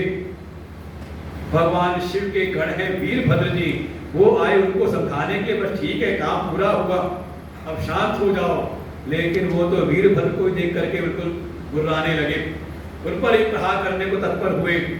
तभी भगवान शिव के ही अंश से एक अवतार हुआ, और उनका स्वरूप भी ऐसा, उनका आधा शरीर तो है पक्षी के रूप में, सहस्रबाहु जटिल चंद्रार दग्धशेखर समिद्धो अग्रशरीरेण पक्षाभ्याम चंचुनादिज। आगे का शरीर तो है पक्षी के जैसे, बिल्कुल बड़ी, उनके एक बड़ा चोंच भी है, पंख भी हैं, और पीछे का हिस्सा जो है एक पशु के समान है। नाम उनका पड़ता है बोले शरव भगवान की जय। कभी देखा इनका रूप? आप जाना महाकाल लोक में तो एक जगह ये भी शरव अवतार में दिखाई देंगे, सारे अवतारों का वहां स्वरूप दिखाया है महाकाल लोक में। उज्जैन महाकालेश्वर में जो हमारे प्रधानमंत्री ने उसका जो उद्धार किया, जो वहां का महाकाल लोक में बनाया, वहां पर शरव अवतार भी है। आपको एक बार संचय होगा, ये कहीं नरसिंह तो नहीं, लेकिन नरसिंह भगवान नहीं, शरव अवतार हैं। और इन्होंने ये जो बिल्कुल वो बड़े क्रोध में एक क्रूर में थे नरसिंह भगवान, इनको जा करके अपनी पूंछ, इनके पैर तो बांधे अपनी पूंछ से, हाथों से इनके हाथों को बांधा और लेकर के उड़ गए अंतरिक्ष में, और इतना इनको घुमाया जैसे कोई गरुड़ सांप को लेकर के उठा करके ले जाता है, ऐसे ले जाकर के इतना चक्कर कटाया ब्रह्मांड का, इनका जो सारा क्रोध था, सारा क्रोध हो गया शांत। और जब शांत होकर के नरसिंह भगवान ने भी, शिव पुराणी कथा है तो यहाँ महिमा भगवान शिव की ही है, नरसिंह भगवान ने भी उनकी स्तुति की। नाम नाम अष्टशतैनैव श्रुत्वा तं दृढमेव च। भगवान के 108 नामों से जब स्तुति की, तब शरव देव ने उनको फिर छोड़ा उनको। ऐसे भगवान के अवतार हुए शरव रूप में। शरव अवतार, एक भगवान का अवतार हुआ गृहपति नाम से। ऐसे ही अवतारों में एक से भगवान ने यक्ष अवतार भी लिया, और फिर इसके बाद भगवान शिव के ही 10 प्रमुख अवतार हुए। और ये प्रमुख अवतार ऐसे हैं कि जहां जहां इनकी स्थापना हुई, जहां जहां इनके स्थापित हुए, इनके साथ में इनकी 10 शक्तियां भी प्रकट हुई, और वो 10 शक्तियां 10 महाविद्याओं के नाम से प्रख्यात हुई। तत्रार्यो ही महाकालो भुक्ति मुक्ति प्रदत्ताम। इन 10 प्रमुख अवतारों में सबसे पहले अवतार हुए महाकाल, और जहां ये स्थित हुए वहां इनकी शक्ति प्रकट हुई। नाम पड़ा उस पहली महाविद्या का महाकाली। शक्ति तत्र महाकाली भक्ति सिद्ध फल प्रदा। और भक्तों के इच्छित फल को प्रदान करने वाली महाकाली साथ में स्थापित हुई। तार नाम द्वितीयश्च, दूसरा अवतार हुआ तार, उनकी शक्ति प्रकट हुई, विद्या प्रकट हुई, तारा, सभी जानते हो नाम। फिर भुवनेषु ही बाला द्वितीयं परिकीर्तितः, तीसरा अवतार भगवान शिव का हुआ बाल भुवनेश। कभी बाल रूप में देखा हो, भगवान शिव की भी कई बार फोटो दिखाई देती है। तो भगवान हुए बाल भुवनेश, तो इनकी शक्ति हुई भुवनेशी शिवा तत्र, वो हुई बाल भुवनेश्वरी। फिर भगवान प्रकट हुए श्री विद्येश षोडशाह और उनकी शक्ति प्रकट हुई षोडशी श्री विद्या। पंचम भैरव हुए, माँ भगवती शक्ति प्रकट हुई भैरवी। छठे हुए छिन्न मस्तक, विद्या प्रकट हुई छिन्न मस्तका। सातवें रूप में भगवान प्रकट हुए धूमवान, धूमवान सप्तमा शंभु और शक्ति प्रकट हुई धूमावती। आठवें हुए बगलामुख, नाम सब जानते हैं शक्ति का, बगलामुखी। नौवें हुए मातंग, विद्या हुई मातंगी। 10वें हुए कमल रूप से और माँ भगवती हुई कमला। एते दशमिता शैव अवतारा सुखप्रदा भुक्ति मुक्ति प्रदाश्चैव भक्तानां सर्वकामदां। ये जो 10 प्रमुख अवतार हुए, इनकी वास्तव में ज्यादा ख्याति हुई तंत्र मार्ग में। तंत्र शास्त्रादिगर्भितम, जो थोड़ा तंत्र मार्ग वाले हैं। देखो 2 मार्ग है, एक है हमारा वैदिक मार्ग, निगम का मार्ग, और दूसरा होता है तंत्र मार्ग, आगम का मार्ग। सुना होगा नाम, तांत्रिकों का नाम सुना होगा आपने। तो ये तंत्र मार्ग में ये जो हमारा जो निगम का वेद का मार्ग है, वहाँ इनका ज्यादा, उनका केवल नाम, लेकिन महिमा इनकी जो ज्यादा, इनकी जो उपासना ज्यादा प्रसिद्ध हुई, वो तंत्र मार्ग में ज्यादा हुई इनकी ख्याति। ऐसे ही भगवान के 11 रुद्र भी प्रकट हुए। कपाली पिंगलो भीमो विरूपाक्षो विलोहित शास्ता अजपाल अहिपुण्य शस्त्रम्भो चंडो भगवो तथा 11 रुद्रातु सुरभीतनया सुता। ब्रह्मा जी से प्रकट हुए मरीचि, मरीचि से कश्यप, कश्यप का युवा हुआ सुरभि के साथ में, और कश्यप और सुरभि के माध्यम से भगवान शिव के 11 स्वरूप 11 रुद्र, ये 11 रुद्र प्रकट हुए। कपाली, पिंगल, भीम, विरूपाक्ष, विलोहित, शास्ता, अजपाल, अहिपुण्य, शंभु, चंड और भव। ऐसे ही क्रम में भगवान शिव के एक और अवतार जिनकी बड़ी कथा है, चाहे राम अवतार हो वहां भी इनकी महिमा है, चाहे भगवान कृष्ण का अवतार हो, दोनों ही अवतारों में इनकी महिमा है। और स्वरूप ऐसा है कि जैसे ही संसार में अगर कोई बड़े क्रोध में दिखाई दे, किसका नाम याद आता है? अगर कोई महात्मा क्रोधी दिखाई दे तो किसका नाम याद आता है? हाँ, दुर्वासा ऋषि। ये दुर्वासा भी भगवान के अंशावतार हैं, उनके अंश प्रकट हुए हैं। अत्रि नाम के जो ऋषि हैं, इनका विवाह हुआ अनुसुईया जी के साथ में। और इनकी क्या महिमा कही जाए, अनुसुईया के सतीत्व की ऐसी महिमा कि एक समय तीनों देवियां बैठी थी अपने लोकों में, और कभी एक साथ बैठी कुछ चर्चा चल रही थी सतीत्व के ऊपर। देवर्षि नारद पहुंचे, उन्होंने कहा, अरे देवियों, कहाँ आप बात कर रही हैं? अगर सतीत्व की बात अगर कहीं पर है तो वो तो है अनुसुईया जी में। उनके सतीत्व की महिमा तो तीनों लोक में, चारों तरफ ब्रह्मांड में विख्यात है। उनके जैसी सती कोई ना हुआ ना कोई होगा। अरे ये बात सुनी तीनों देवियों ने। देवियों में ये होता है, अपनी प्रशंसा तो सुन सकती है, लेकिन किसी दूसरे की प्रशंसा सुनना थोड़ा। वो तीनों ने सुना, ऐसा कैसे हो सकता है? अभी हम परीक्षा लेती हैं, और परीक्षा लेने के लिए भेज दिया अपने तीनों देवताओं को, ब्रह्मा विष्णु महेश, तीनों को भेजा, जा करके अनुसुईया के सतीत्व की आप परीक्षा लीजिए। अब तीनों देव पहुंचे, कैसे परीक्षा ली जाए? ये तीनों ब्राह्मण का रूप बना करके सीधे द्वार पर पहुंचे। अत्रि ऋषि है नहीं, केवल घर में अनुसुईया माता है। जाकर के भिक्षाम देहि की आवाज लगाई। मेरा कोई ब्राह्मण देवता, कोई ऋषि आए हुए हैं, निकल करके आई भिक्षा देने में। क्या भिक्षा दूं मैं आपको? कुछ अन्न लेकर के आई होंगी। उन तीनों देवताओं ने कहा, नहीं, हमें अपनी मुंहमांगी भिक्षा चाहिए। देवी ने कहा, बताइए आप क्या चाहते हैं? उन तीनों देवताओं ने कहा, हम ऐसे नहीं, आप निर्वस्त्र होकर के हमें भिक्षा प्रदान करिए। समझे? कोई सामान्य व्यक्ति हो तो वहां पे आप उपलब्ध हो जाए, लेकिन अनुसुईया जैसा धैर्य हो, और अनुसुईया का नाम ही है अनुसुईया।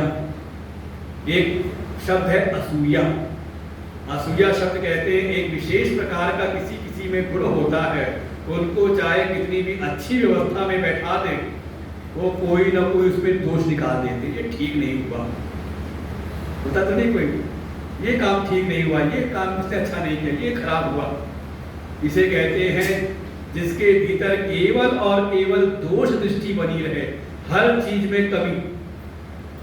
हाँ, गुरु जी निकाले शिष्य के भीतर तो ठीक है, बाकी जहां गुरु शिष्य का संबंध नहीं, अब ये नहीं गुरु जी पे भी ले आना, गुरु जी के पास गए, गुरु जी ने कोई कमी बताई तो आप तो मेरा दोष दृष्टि करते रहे, वहां नहीं, वहां तो उनका अधिकार है। बाकी संसार में कहीं अगर किसी के भीतर सदैव दोषों पर दृष्टि बनी रहती है तो उस दोष को कहते हैं असूया बुद्धि, जो हमेशा सब में दोष ही निकाले, उसे कहते हैं असूया बुद्धि से ग्रस्त है। और इससे उलट हो जाए तो अनसूया, अर्थात कहीं पर दोष दृष्टि ना बने, बिल्कुल ये भाव आ जाए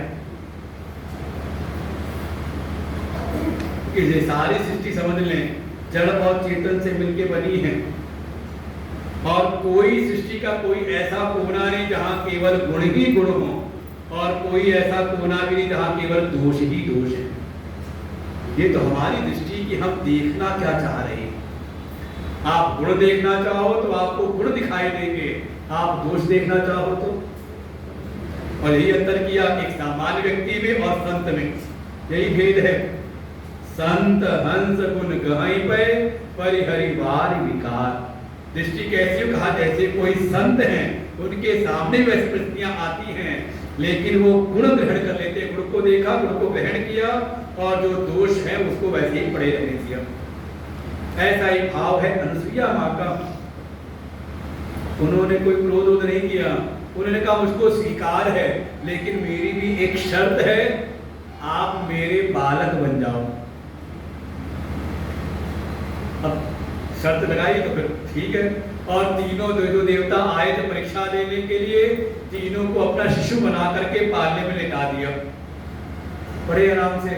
बहुत समय हो गया, ऊपर पहुंचे नहीं, तीनों देवियां परेशान हुई, अभी तक ये परीक्षा लेने गए थे, आए नहीं। पहुंच गए देवर्षि नारद, क्या हुआ, वो आपके स्वामी आए नहीं परीक्षा लेकर के? तीनों देवियों ने कहा हाँ देवर्षि गए हुए काफी समय हो गया, अभी तक लौटे नहीं। देवर्षि नारद ने कहा जाकर के देखो तो पालने में पड़े हुए हैं। तब तीनों देवियां आकर के स्तुति करती हैं, मानती कि हाँ अनुसूया जैसा कोई सती हो नहीं सकता। और फिर उन्होंने प्रार्थना की हमारे स्वामियों को आप मुक्त कर दीजिए। लेकिन इस परीक्षा में जो उनका गुण प्रकट हुआ, तीनों देवता प्रसन्न हुए। उन्होंने कहा हे देवी, आप कोई वरदान चाहते तो वरदान मांग लो। तीनों देवताओं से अनुसूया माँ ने कहा पर जैसे आप पड़े थे ना पालने में, ऐसे ही मेरे बालक बनकर के आप जन्म लो, मुझे आपके मातृत्व का सुख प्राप्त हो, बस यही वरदान चाहती हूँ। तो तीनों ही देवता फिर अत्रि और अनुसूया के माध्यम से अवतार लेते हैं। जो ब्रह्मा है वही अत्रि अनुसूया के माध्यम से प्रकट हुए चंद्र के रूप में सोमदेव, वही फिर किसी समय समुद्र में गए और समुद्र से प्रकट हुए, तो उनकी उत्पत्ति समुद्र से ही मानी जाती है। लेकिन अत्रि और अनुसूया के पुत्र हुए ब्रह्मा के अंश से सोमदेव। जो भगवान विष्णु हैं वो प्रकट हुए अत्रि अनुसूया के माध्यम से। भगवान के अवतारों में एक नाम आता है गुरु दत्तात्रेय का। और तीसरे जो भगवान शिव हैं ये प्रकट हुए दुर्वासा के रूप में। भगवान शिव के ही अंश हैं और इनकी तो क्या कहा जाए। वैसे वास्तव में इनका जो मुख्य कार्य था, इन्होंने ब्रह्म तेज का प्रचार प्रसार किया, इसकी वृद्धि की। लेकिन समय समय पर परीक्षा भी बहुतों की ली, लेकिन जिसकी भी परीक्षा ली उसका तो नाम प्रख्यात कर दिया। एक समय इन्होंने परीक्षा लेने पहुंच गए। सूर्यवंश में ही एक राजा है, नाम है अम्बरीश, जो बड़े नियम से भगवान श्री हरि के भक्त हैं और बड़े उनकी भक्ति में लीन रहते हुए भगवान श्री हरि का एक व्रत करते हैं, एकादशी का व्रत। और पूरे नियम से एकादशी को बिल्कुल निराहार क्या निर्जला व्रत रखते हैं सारी एकादशियां। केवल एक नहीं, जो भी आने वाली ज्येष्ठ मास की भीमसेनी एकादशी, एक नहीं सारी एकादशी निर्जला रखते हैं। उनके इस तप का इतना प्रभाव कि भगवान श्री हरि को जो भगवान शिव से प्राप्त हुआ सुदर्शन चक्र है, उनकी रक्षा में तत्पर रहता है। एकादशी का व्रत करते हैं और पारण करते हैं द्वादशी तिथि में। संजोग एक समय इन्होंने एकादशी का व्रत किया और अगले दिन जो द्वादशी थी वो अल्प समय के लिए थी, बहुत कम समय के लिए, और तभी आगमन, बस ये अपना एकादशी का पाठ करने जा रहे थे, तभी आगमन हो गया दुर्वासा ऋषि का। सोमरीशो निपबरा सप्तदीप सापति एकादश्यां कृत्वा द्वादश्यां चैव पारणां करिष्यामि तद्रुद्र संकल्प दूराधिप। ये अपना पारण करने वाले तभी आए थे। दुर्वासा ऋषि का भूख लगी है, भोजन की व्यवस्था कराओ। अमरीश ने कहा जी भगवान आप बैठिए, अभी मैं व्यवस्था कराता हूँ भोजन की। ये दुर्वासा ऋषि ने कहा नहीं, हम जा रहे हैं, स्नान करेंगे, स्नान करके आते तब तक सारी व्यवस्था कर देना। और ये अपने शिष्यों के साथ चले गए स्नान करने, और स्नान करते करते समय का होश नहीं रहा, आराम से स्नान करते करते इधर समय बीता जा रहा। द्वादशी तिथि व्यतीत होने वाली थी, त्रयोदशी तिथि लगने वाली थी, क्या करें। निमंत्रण दिया है दुर्वासा ऋषि को, बिना ऋषि को भोजन कराए अनग्रहण करना ठीक है नहीं। तब आचार्यों ने कहा राजन आप निर्जला व्रत रखते हैं, आप जल से पारण कर लीजिए, उससे आपका ये जो व्रत भी पूरा हो जाएगा और ऋषि की अवमानना भी नहीं होगी, बिना खिलाए खाने का दोष भी नहीं लगेगा। जल से पारण कर लिया और जैसे जल पिया उतने में ही आ गए दुर्वासा ऋषि। और ये बिल्कुल जिसने दिन भर जल ना पिया हो, अगले दिन उसको एक बूंद जल भी मिल जाए तो चेहरे से बदलती कि नहीं बदलती? अरे चेहरा बिल्कुल मुरझा जाता है शाम तक, और जैसी जल पियो तो हाँ चेहरे का तेज बदल जाता है। वो चेहरे का तेज देख करके दुर्वासा तो पहुंचे ही कहा अरे तुमने हमारी अवमानना की, हमें निमंत्रण दे करके तुमने पारण कर लिया, भोजन प्राप्त कर लिया। वो प्रार्थना करते नहीं कि मैंने भोजन नहीं किया, जल से पारण किया है, कुछ भी हो हमें निमंत्रण दिए, हमें बिना खिलाए तुमने पारण किया, जाओ मैं अभी तुमको भस्म करता हूँ। और दुर्वासा ने अपने तप से कुछ कृत्याएं प्रकट की, लेकिन कृत्या ज्यों ही गई अम्बरीश के ऊपर आक्रमण करने, वो जो उनकी रक्षा में तत्पर थे सुदर्शन चक्र, वो तत्काल निकले और सारी कृत्याओं को संहार किया। और उसके बाद पीछे लग गए दुर्वासा। वो दुर्वासा भी देखे तीनों लोग भागते हैं। अच्छा मान लो चक्र को मारना ही होता तो जो कृत्या प्रकट उनको मार दिया था, तो दुर्वासा को ही मार देते। तो मारना नहीं, ये भी भगवान शिव की एक लीला है कि अपने ऊपर दोष लेकर के जो भगवान की भक्ति में लीन है उनकी महिमा को स्थापित करना, ये बिल्कुल संतों का स्वभाव है। जैसे हमारे हनुमान जी नहीं गए थे, अभी नाम आएगा उनका भी, जब विभीषण को लाना था इधर, तो विभीषण ने कहा अरे मैं तो बड़ा राक्षसी कुल में आया हूँ, तामतन कुछ भजन न होई, तामसी शरीर में हूँ, ऐसा ऐसा। हनुमान जी ने क्या कहा, अपने को नीचे गिरा करके अरे अरे मुझको देखो ना, मैं कौन सा बड़ा कुलीन हूँ, अरे ऐसा हो कि प्रात ले जो नाम हमारा, ते दिन ताई न मिले आहारा। हमारा तो सुबह जब कोई नाम ले ले तो उसको सुबह से आहार ही ना मिले उसको। ऐसा है क्या कि हनुमान जी का कोई नाम ले और दिन भर भोजन ना मिले? न जाने कितनों का पेट तो हनुमान जी के नाम से ही चल रहा है। अपने आप को नीचे गिरा करके भक्तों की महिमा को स्थापित करना। तब तक आकाशवाणी हुई और आकाशवाणी ने अम्बरीश को कहा कि आप सुदर्शन चक्र से प्रार्थना करिए। और फिर अम्बरीश ने प्रार्थना की, यद्यस्ति तत्तमिष्टं च सर्वो वासनुष्ठितः कुलं नो विप्रदैवं चेधरे तत्र साम्यतु। अम्बरीश ने प्रार्थना की, हे चक्र देवता, अगर वास्तव मैंने अपने जीवन में इष्ट पूर्त कर्म, जो भी इष्ट और पूर्त कर्म हैं, यज्ञ याग आदि जो भी कर्म हैं, अगर मैंने पूरे नियम से किए हों, मैंने अगर जीवन में अपने स्वधर्म का पालन किया हो, मैंने जीवन में नियम से एकादशी का व्रत किया हो, तो हे चक्रनेता आप शांत हो जाओ। और ऐसा ही कहते ही वो चक्र शांत हुआ।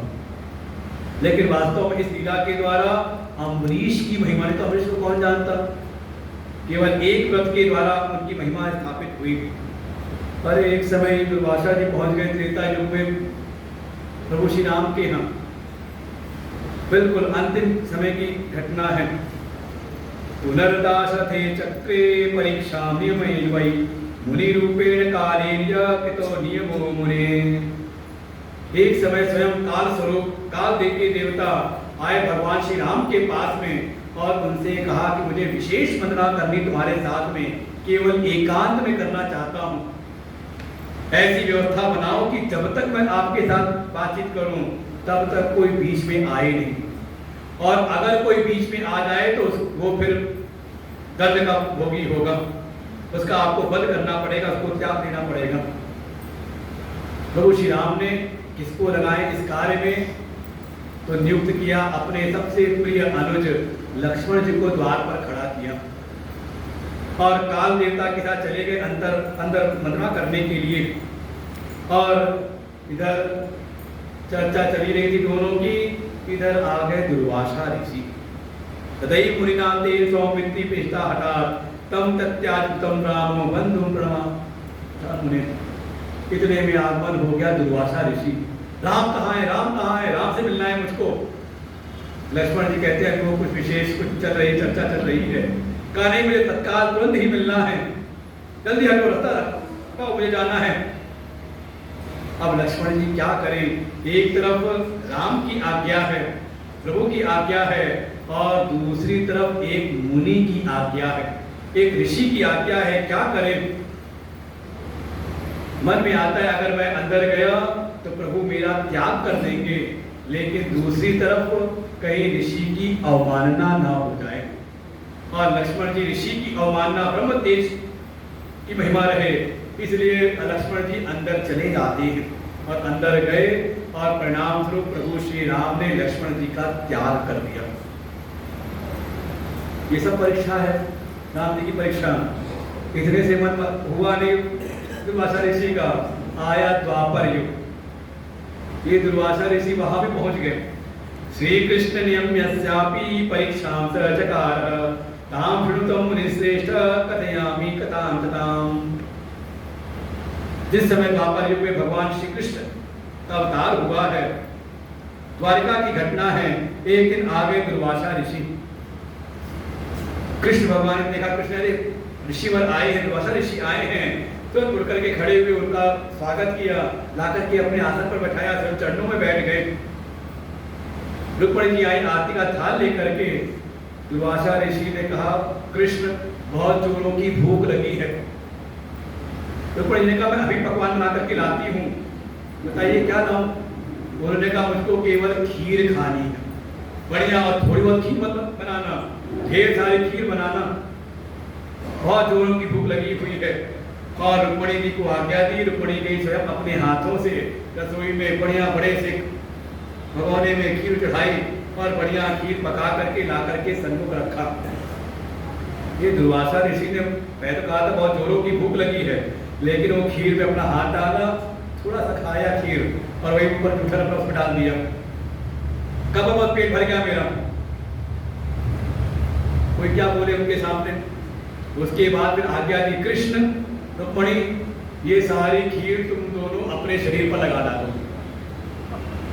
क्या कहें, दुर्वासा ऋषि की आज्ञा है, उन्होंने पूरे अपने शरीर पे लगा लिया। जब शरीर पर खीर पूरा लगा लिया तो कहा मुझको नगर का भ्रमण करना है, नगर घूमना है, रथ मंगाओ। तुरंत एक आज्ञा पर ही बढ़िया घोड़ों से जुटा हुआ रथ सामने खड़ा हुआ महल के। चलिए भगवान बैठिए। जैसे दुर्वासा बैठे, कहा ये घोड़े हटाओ इसमें से, ये घोड़े नहीं, घोड़े हटाओ इसमें से। कृष्ण और रुक्मणी तुम दोनों लग जाओ घोड़े की जगह पर और पूरा मुझे नगर घुमा करके लाओ। अब ऋषि की आज्ञा है तो कृष्ण और रुक्मणी घोड़े लेके जुट करके और पूरा नगर का भ्रमण कराया दुर्वासा ऋषि को। वापस जैसे ही आए, अचानक जब उतरे दुर्वासा, उनकी नजर गई कृष्ण के तलवों की ओर। दुर्वासा ने कहा अरे कृष्ण जो मैंने खीर कही थी तुमको लगाने के लिए शरीर पर, तुमने अपने तलवों में क्यों नहीं लगाई? कृष्ण ने कहा, प्रभु ये आपका उच्छिष्ट प्रसाद था, आपका उच्छिष्ट भोग था, मैं अपने पैरों के नीचे कैसे लगाता, उसकी अवमानना होगी प्रसाद की, इसीलिए मैंने चरणों के नीचे लगाया नहीं। दुर्वासा ने कहा, बस कृष्ण सावधान रहना, तुमने जिस पूरे अंग पर ये खीर का लेपन किया है, ये सारा शरीर तुम्हारा वज्र के समान हो गया है, बस तुम्हारे जो ये तलवे हैं यही कोमल रह गए, इसी का ध्यान रखना। और वहीं पर फिर वो जला नाम का बहेलिया तीर चलाता है, भगवान उसी कोमल चरणों तलवों पर ही रखते हैं। ऐसे ही दुर्वासा ऋषि की क्या कथा, एक कथा और सुनाई। द्रौपदी च परम चंचलम धनम। एक समय दुर्वासा ऋषि गंगा जी में स्नान कर रहे थे, अचानक जो जल का प्रवाह था उसमें उनके जो वस्त्र थे वो सारे वस्त्र उसमें बह गए। बड़ा उनको लगा कि कैसे बाहर निकलूं, बड़ा उनको संकोच हुआ भीतर, लेकिन थोड़ा दूर ही जो पांचों पांडवों की जो पत्नी हैं पांचाली द्रौपदी, वो भी अपने सखियों के साथ आई थी स्नान करने के लिए। उन्होंने उस स्थिति में देखा दुर्वासा ऋषि को, उनको लगा कुछ करना चाहिए, उन्होंने अपना आंचल फाड़ करके जल के साथ प्रवाहित कर दिया उनकी ओर, और वो आंचल का टुकड़ा अपने अंगों पर ढक करके और फिर दुर्वासा ऋषि बाहर निकले और उनको आशीर्वाद दिया, द्रौपदी आज तुमने मेरी लज्जा को ढका है, जाओ मैं वरदान देता हूँ, जिस समय तुम्हें आवश्यकता होगी मेरे आशीर्वाद तुम्हारी भी लज्जा को ये बस ढकेगा। रमतेज विशेषेण स्थापयामास भूतले संन्यास प्रतिम चैव यथाशास्त्र विक्रम। मूल रूप से दुर्वासा ऋषि ने ब्रह्म तेज का विचार किया कि वास्तव में ब्रह्म का तेज है, साधना का तेज है, थोड़ा हम इसको अपने भीतर धारण करें, और संन्यास की पद्धति को भी इन्हों विधि विधान से इसको स्थापित किया। ऐसे अवतारों के क्रम में भगवान शिव के ही एक अवतार है जिनकी क्या महिमा गाई जाए। हमारे सनातन धर्म में ही लगभग 125 पंथ हैं, वैष्णव, शैव, गाणपत्य, शाक्त, शौर्य, ऐसे ऐसे इनके विभाग, कोई राम को मानने वाले, कोई कृष्ण को मानने वाले, कोई एक, कोई नरसिंह, कोई वाराह, कोई मत्स्य, कोई कूर्म, ऐसे ऐसे अनेकों लगभग सनातन हिंदू धर्म के अंतर्गत ही 125 पंथ हैं, अलग अलग मत हैं चलने वाले, सबके अपने अपने इष्ट हैं, अपने अपने आराध्य हैं, लेकिन एक ऐसे क्या कहें, भक्त कहें या भगवान हैं, तो वो भक्त लेकिन सर्वत्र भगवान के समान पूजे जाते हैं, उनसे किसी का विरोध नहीं, सब उनको मानते हैं, और वो कोई और नहीं है हमारे हनुमान जी। भगवान शिव के एकादश रुद्र के स्वरूप हनुमान जी हैं, इनका भी वर्णन किया। ये भगवान शिव के ही तेज से उत्पन्न हुए हैं। घटना घटित होती है जब समुद्र मंथन हुआ, अमृत प्रकट हुआ, और उस समय दैत्यों को मोहित करके देवताओं को अमृत पिलाना था, तो उसके लिए स्वयं भगवान नारायण मोहिनी का रूप उन्होंने बनाया, मोहिनी अवतार लिया, और उसके द्वारा दैत्यों को मोहित करके उनको मदिरा पिलाई, दैत्यों को अमृत पिला दिया। और इसके बाद जब मोहिनी स्वरूप भ्रमण करने लगे, इन पर दृष्टि पड़ गई भगवान शिव की। ये बड़ी विचित्र घटना है, और इतने मोहित हुए मोहिनी स्वरूप को देख करके कि इनका जो तेज है वो स्खलित हुआ। उस दिव्य शिव के तेज को ये सब ऋषियों ने सुरक्षित करने के एक पत्ते पर रखा, और पर्वत पर, हिमालय पर तपस्या कर रही थी। गौतम की कन्या अंजना अपने पति केसरी के साथ तपस्या रखती, भगवान शिव की आराधना में लीन थी। ये सब ऋषियों ने वायु के वेग के साथ में उस शिव के तेज को अंजना के कानों से प्रविष्ट कराया है। तैल गौतमस्तायाम तद्वीर्यं शंभो महर्षि कर्णद्वारा तथान्यन्यां राम कार्यार्थमांतम। प्रभु श्री राम का कार्य सिद्ध करने के लिए इन सप्तऋषियों ने भगवान शिव के तेज को, उस वीर को उन अंजना के कानों से वायु के वेग के साथ अंदर प्रवेश कराया। और समय आने पर उसी तेज के द्वारा प्रकट होते हैं। बोले हनुमान जी महाराज की। और बहुत सारी घटनाएं वर्णन आता है शास्त्रों में हनुमान जी के प्राकट्य का, कि जिस समय अयोध्या में दशरथ जी ने उत्तेष्टि काम किया था तो उसे अग्निदेवता प्रकट हुए थे खीर लेकर के। उस खीर के 3 हिस्से किए थे, तीनों रानियों को दिया, और तीनों रानी जब अपने अपने महल को जाने लगी तो अचानक जो सुमित्रा है, इनके हाथ का जो पाद था खीर का, उसको एक गिद्ध ने आकर के झपट्टा मारा और लेकर के उड़ गए। अरे सुमित्रा तो रोने लगी, हाय मेरा जो भाग था वो तो एक गिद्ध लेके चला गया। तब ये जो कौशल्या और कैकेयी हैं, इन दोनों ने अपने अपने भाग से आधा आधा भाग करके दिया सुमित्रा को, और उस खीर के माध्यम से ही यहाँ तीनों रानियों के माध्यम से प्रभु श्री राम अपनी तीनों शक्तियाँ लखनलाल जी, भरतलाल जी और सूरज जी के साथ प्रकट होते हैं। लेकिन वो जो चील लेकर के गिद्ध लेकर उड़ी थी खीर का पात्र का, वो खीर का पात्र भी वो स्पर्श होते हुए कि उड़ी वो ऊपर चील, तो उस खीर के स्पर्श से उसका भी उस शरीर से मुक्ति हुई। लेकिन उसके हाथ से वो पाद छूटा और वो पवन देवता ने उसको वहन करते हुए ला करके जहाँ तपस्या थी, भगवान शिव की तपस्या में आराधना में लीन थी, और भगवान शिव ने कहा था कभी पवन देवता आपको प्रसाद ला करके दे तो आप उसको ग्रहण कर लेना।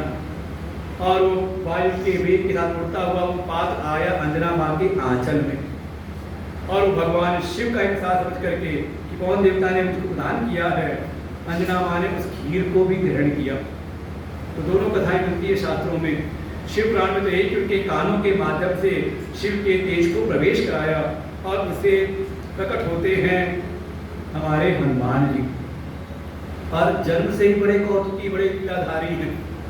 एक समय बाल रूप में ही थे, उनको लगी भूख, उनको सुबह सुबह अरुणोदय का सूर्य दिखाई दिया, उनको लगा कोई पका हुआ फल है, और वो दौड़ पड़े उसको खाने के लिए, और जा करके उठाया मुंह में रख लिया। तब देवताओं ने जब प्रार्थना की और घटनाएं सारी घटी थी तब मुंह से बाहर निकाला। फिर कुछ समय बाद जब बड़े हुए, पिता से पूछा विद्या अर्जन करने कहाँ जाऊं, कौन इस समय सारे विद्याओं में प्रवीण है, तो सभी ने बताया कि सारे जगत को प्रकाशित करने वाले सूर्य देवता ही हैं, आप उन्हीं के पास जाओ ज्ञान प्राप्त करने के लिए। और हनुमान जी पहुंच गए, रास्ता पहले देख रखे थे, बालकाल में ही सीधे पहुंच गए सूर्य भगवान के पास में, जाके प्रणाम किया। सूर्य भगवान तुरंत संकुचित हुए, अरे ये फिर आ गया, अब क्या करेगा। लेकिन हनुमान जी ने प्रणाम किया, हे सूर्य देवता मुझ पर कृपा करिए, मुझको अपना शिष्य बना लीजिए, मैं आपको खाने नहीं आया हुआ, करिए मत, मैं तो आपसे विद्या प्राप्त करने के लिए आया हुआ हूँ। सूर्य भगवान ने मनी मन सोचा ये आया है पढ़ने के लिए, और पहले वो घटना याद है कि आया था एक ही झटके मुझको मुंह में रख लिया था इसने, माँ में उसको पढ़ाओ, और पढ़ाते पढ़ाते कहीं इसने गलती की और मैंने डांट लगाई तो, और गुस्से में आके उठा के फिर मुंह में रख लिया, तो ऐसा चेला ठीक नहीं है। मना किया, अरे हनुमान मैं तुमको कैसे पढ़ाऊंगा, मुझको तो हमेशा गतिमान रहना पड़ता है, मैं हमेशा चलता ही रहता हूँ। भाई विद्या देने के लिए तो स्थिर होकर बैठना पड़ेगा, पढ़ाना पड़ेगा, मैं तो सदैव गतिमान रहता हूँ, इसे तुम कहीं और जाकर के विद्या प्राप्त करो। हनुमान जी ने कहा आप चिंता ना करिए, आप गतिमान रहोगे, मैं भी पवन के वेग के साथ में मैं आपके साथ साथ चलूंगा। सूर्य भगवान ने सोचा कैसे पीछा छुड़ाएं, ये तो पीछा छोड़ने को तैयार है नहीं।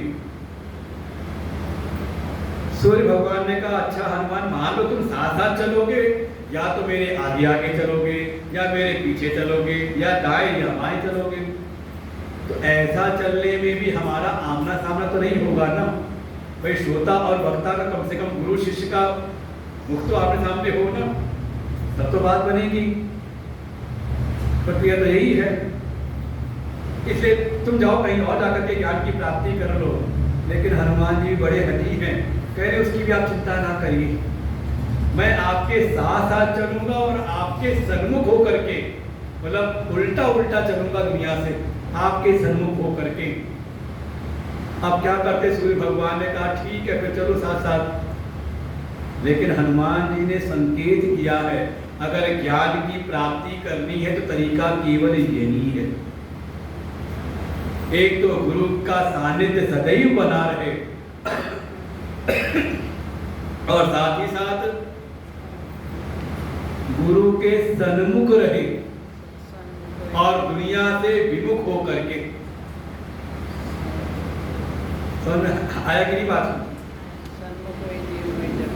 जैसा गुरु जी कहे वैसा हमारा जीवन हो। अब दुनियादारी के संस्कार में कि दुनिया वाले क्या कहते हैं, दुनिया की तरफ पीठ हो और गुरु जी की ओर मुख हो, अर्थात गुरु जी का जो आदेश है, गुरु जी की जो आज्ञा है, गुरु जी का जो मंत्र है वही शिरोधार्य हो, तब इस ज्ञान में निष्ठा उत्पन्न होती है। यही ज्ञान प्राप्त करने की एक विधि है। गुरु के अनुकूल रह करके, गुरु के सन्मुख रह करके, उनके सानिध्य में, उनके कृपा छाया में रहते हुए ज्ञान की प्राप्ति कोई करे तो उसको ज्ञान की प्राप्ति होती है।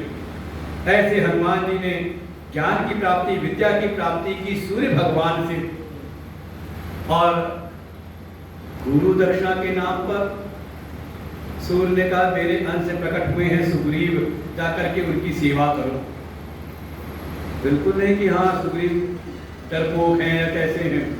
हनुमान जी बिल्कुल गुरु आज्ञा मान करके आ जाते हैं किष्किंधा पर, और बाली से जो डरा हुआ रहता है सुग्रीव, उसके सेवक बन करके उसकी सेवा करते हैं। बिल्कुल इतना समर्पण भाव है कि गुरु जी ने जो आज्ञा दी है वही मेरे लिए शिरोधार्य है। और वही, और देखो गुरु की आज्ञा में रख के सेवा कर रहे हैं सुग्रीव की, तो परिणाम यही सेवा करते करते उनको अपने प्रभु श्री राम का दर्शन होता है। प्रभु श्री राम आए जब किष्किंधा पर, वो सुग्रीव ने ऊपर से देखा ये दो राजकुमार की धनुष लिए चले आ रहे हैं, कौन है, जाके पता करो, कहीं ऐसा तो नहीं बाली ने भेजा हो, क्योंकि बाली स्वयं तो आ नहीं सकता किष्किंधा पर। उसको श्राप है कि अगर वो यहाँ आया इस पर्वत पर तो उसके सिर के हजारों टुकड़े हो जाएंगे। तो कहीं ऐसा तो नहीं उसको मारने के लिए दो राजकुमार ये भेजे होते धनुष वाले। हे हनुमान तुम ही जाके पता लगाओ कौन है, और अगर वास्तव में बाली के भेजे हुए तो मुझको वहीं से इशारा कर देना, मैं इस पहाड़ को भी छोड़ के भाग जाऊंगा। इतना डरपोक है बात सुग्रीव। और जब हनुमान जी गए हैं प्रभु श्री राम और लक्ष्मण जी के सन्मुख, और जाके जब उनसे परिचय पूछा है, परिचय मिला, बदले में उल्टा भगवान ने भी पूछा है कि आप कौन हैं। तो ऐसा वर्णन आता है कि पहले तो हनुमान जी कहते हैं प्रभु मैंने पूछा समझ में आता है मैं तो अल्पज्ञ हूँ, लेकिन आप तो सर्वज्ञ हैं, आप तो परमात्मा हैं, आप ऐसे क्यों पूछ रहे हैं। लेकिन अगर आप पूछ रहे हैं तो मैं बताता हूँ कि मैं वास्तव में कौन, किसका परिचय दूं। तो हनुमान जी ने यहाँ परिचय दिया कि हे प्रभु किसका परिचय दूं, शरीर का परिचय दूं, वो तीनों आयाम याद रखना।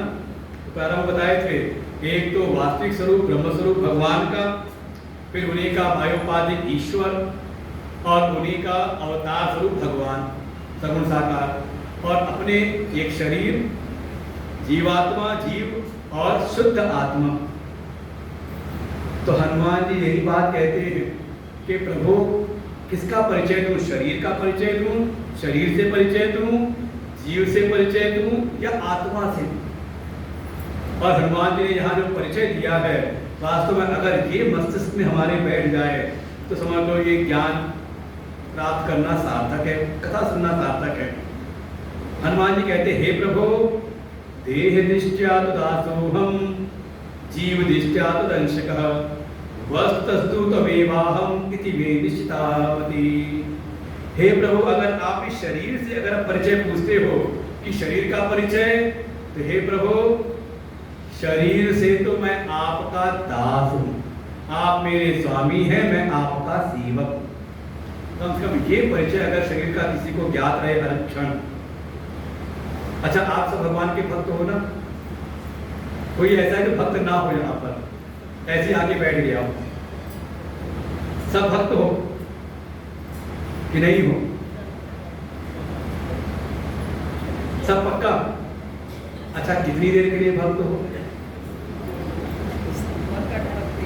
अभी तो कहा भक्त हैं, और जैसे ही मंदिर के बाहर जाते हैं तो तब क्या क्या बन जाते हैं। ठीक है, दुनिया के व्यवहार में जो भी परिचय हमारा हो, लेकिन हर क्षण ये भाव बना रहे कि मैं भगवान का भक्त हूं, तब समझ लो कि भक्ति आपकी ठीक ठाक चल रही है। अगर मंदिर में आए और मंदिर में भक्त, लेकिन फिर भक्त के जो सद्गुण है वो भी भीतर होने चाहिए। हर क्षण भक्त को कैसा होना चाहिए, भगवान को कैसा भक्त प्रिय है, उसको हम जाने भी और वैसा ही हमारा आचरण भी हो। आचरण की शुद्धि हर क्षण हो, हर समय हो, हमारे शरीर के द्वारा किसी को कष्ट ना मिले, हमारी वाणी से किसी को क्लेश ना हो, फिर ऐसा सद्गुण से युक्त जीवन हो। केवल मंदिर में नहीं, मंदिर में आए तो बिल्कुल इनसे बढ़कर के कोई सज्जन कोई भक्त है नहीं, और मंदिर के बाहर गए तो फिर इनसे बड़ा कोई दुर्जन भी नहीं। हनुमान जी कहते, हे प्रभु, ऐसी मेरी निश्चित की मति हर क्षण रहती है कि आप ही मेरे स्वामी हैं और मैं आपका भक्त हूं, मैं आपका दास हूं, देह निष्ठा दासो हम। और अगर आप पूछते हो जीव की दृष्टि से, तो जीव दृष्टिया तद अंशतः, जीव की दृष्टि से आप अंशी हो और मैं आपका अंश हूं। आप सर्वशक्तिमान हैं, मेरी शक्ति थोड़ी अल्प है। आप सर्वज्ञ हैं, मैं अल्पज्ञ हूं, लेकिन हूं बिल्कुल आपका ही अंश। इसलिए जो गुण आपके हैं वही गुण मेरे भी हैं। जैसे समुद्र का जो जल है और जो हमारे पास एक बूंद जल है, दोनों के गुण एक ही है ना। ले आके प्रयोगशाला में तोड़े तो क्या निकलेगा, हाइड्रोजन और ऑक्सीजन निकलेगा ना। तो अंतर किस चीज का, देखो गुण का अंतर नहीं, अंतर है मात्रा का। जो समुद्र में जल है वो अथाह जल राशि है और बूंद अल्प है। जैसे गंगा जी गए, गंगा जी में हमने स्नान किया और चलते चलते अपनी लुटिया में भी ले आए, तो जो गंगा जी की अविरल धारा जो चल रही है उस जल में और आपके लोटे के जल में, घर में जो आप ले आए, तो अंतर है जल में कुछ का। जो प्रभाव वो अविरल धारा वाले गंगा जल का है, वही प्रभाव हमारे घर में रखा, हमारे पात्र में रखा जो जल है गंगा जल, उसका भी वही प्रभाव है, बस अंतर है मात्रा का। जो नदी में जल है का उसकी अविरल धारा है, कभी समाप्त होती नहीं, लेकिन हमारे घर में पात्र में जल है तो कुछ समय बाद ये समाप्त हो जाएगा, लेकिन है दोनों एक ही। ऐसे हनुमान जी कहते हैं, जीव की दृष्टि से आप अंशी हैं और मैं आपका अंश हूं। बिल्कुल पक्का समझ आना चाहिए। इसलिए भीतर वाला जो जीव है, इसको भीतर वाले ईश्वर से लगाए रखो, निरंतर उसका स्मरण करते रहो। भीतर भीतर बात है, जो व्यवहार है तो व्यवहार करो, लेकिन भीतर वाले को बाहर मत लगाओ। हम उल्टा करते हैं। हम क्या करते हैं, बाहर वाले शरीर को तो ले आते हैं भगवान के पास में, और भीतर वाले मन को, जीव को का इसको लगा देते हैं बाहर संसार में। कि नहीं करते? पूजा कर रहे भगवान के मंदिर में, गर्भगृह में, और चर्चा कर रहे बाहर की, तो क्या हुआ?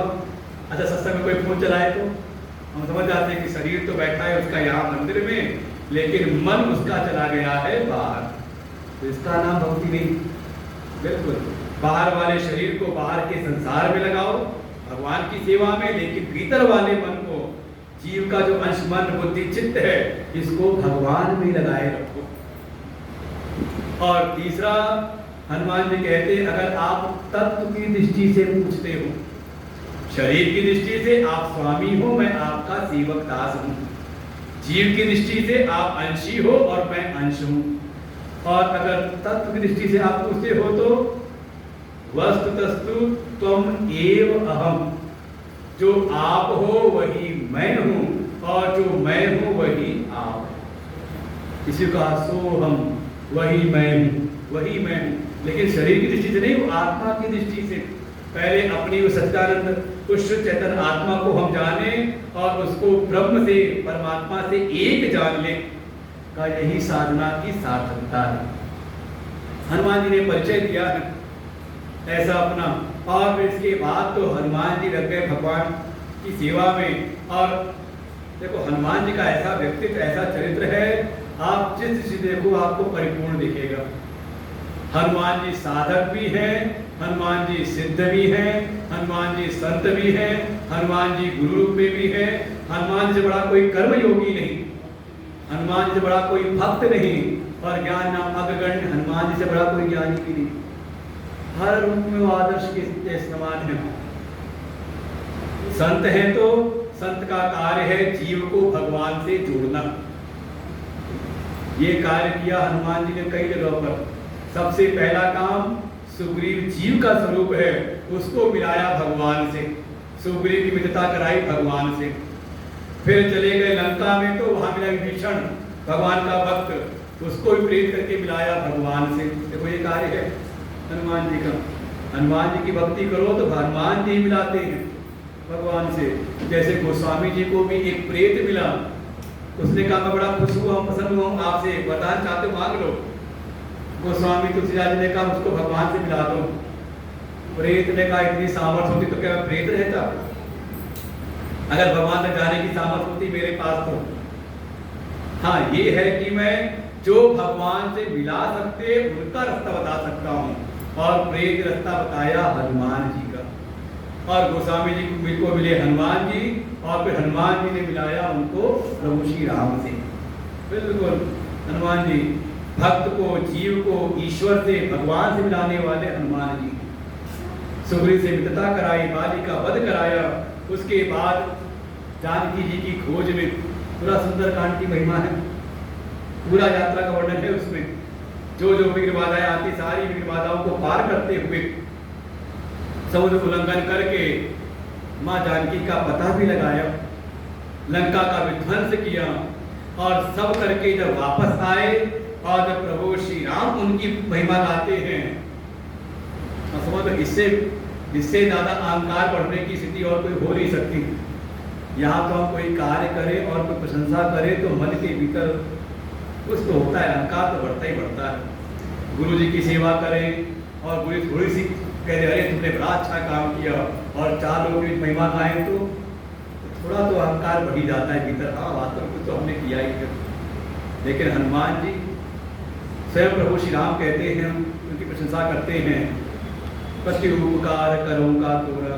अरे हनुमान मैं क्या करूँ तुम्हारे लिए, मैं तो तुमसे कुछ भी करूँ पूर्ण नहीं हो सकता, तुम्हारे ऋण से ऋण नहीं हो सकता मैं।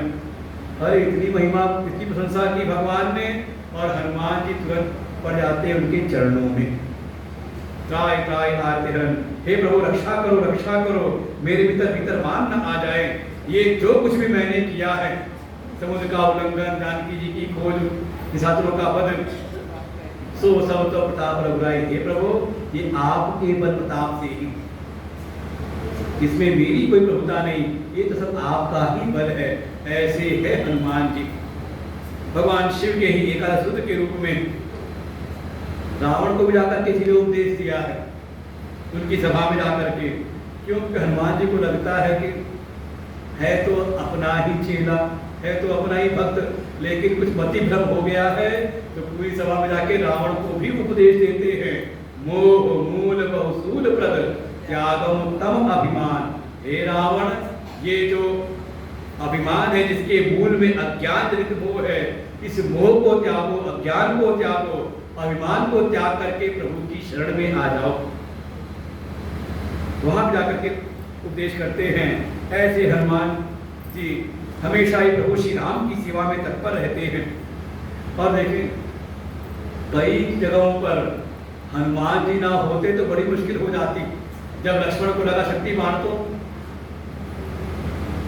कौन सहायक बने? हनुमान जी। सुषैण वैद्य को घर से उठा के ले आए, संजीवनी बूटी उखाड़ करके ले, पूरा पहाड़ उखाड़ के ले आए।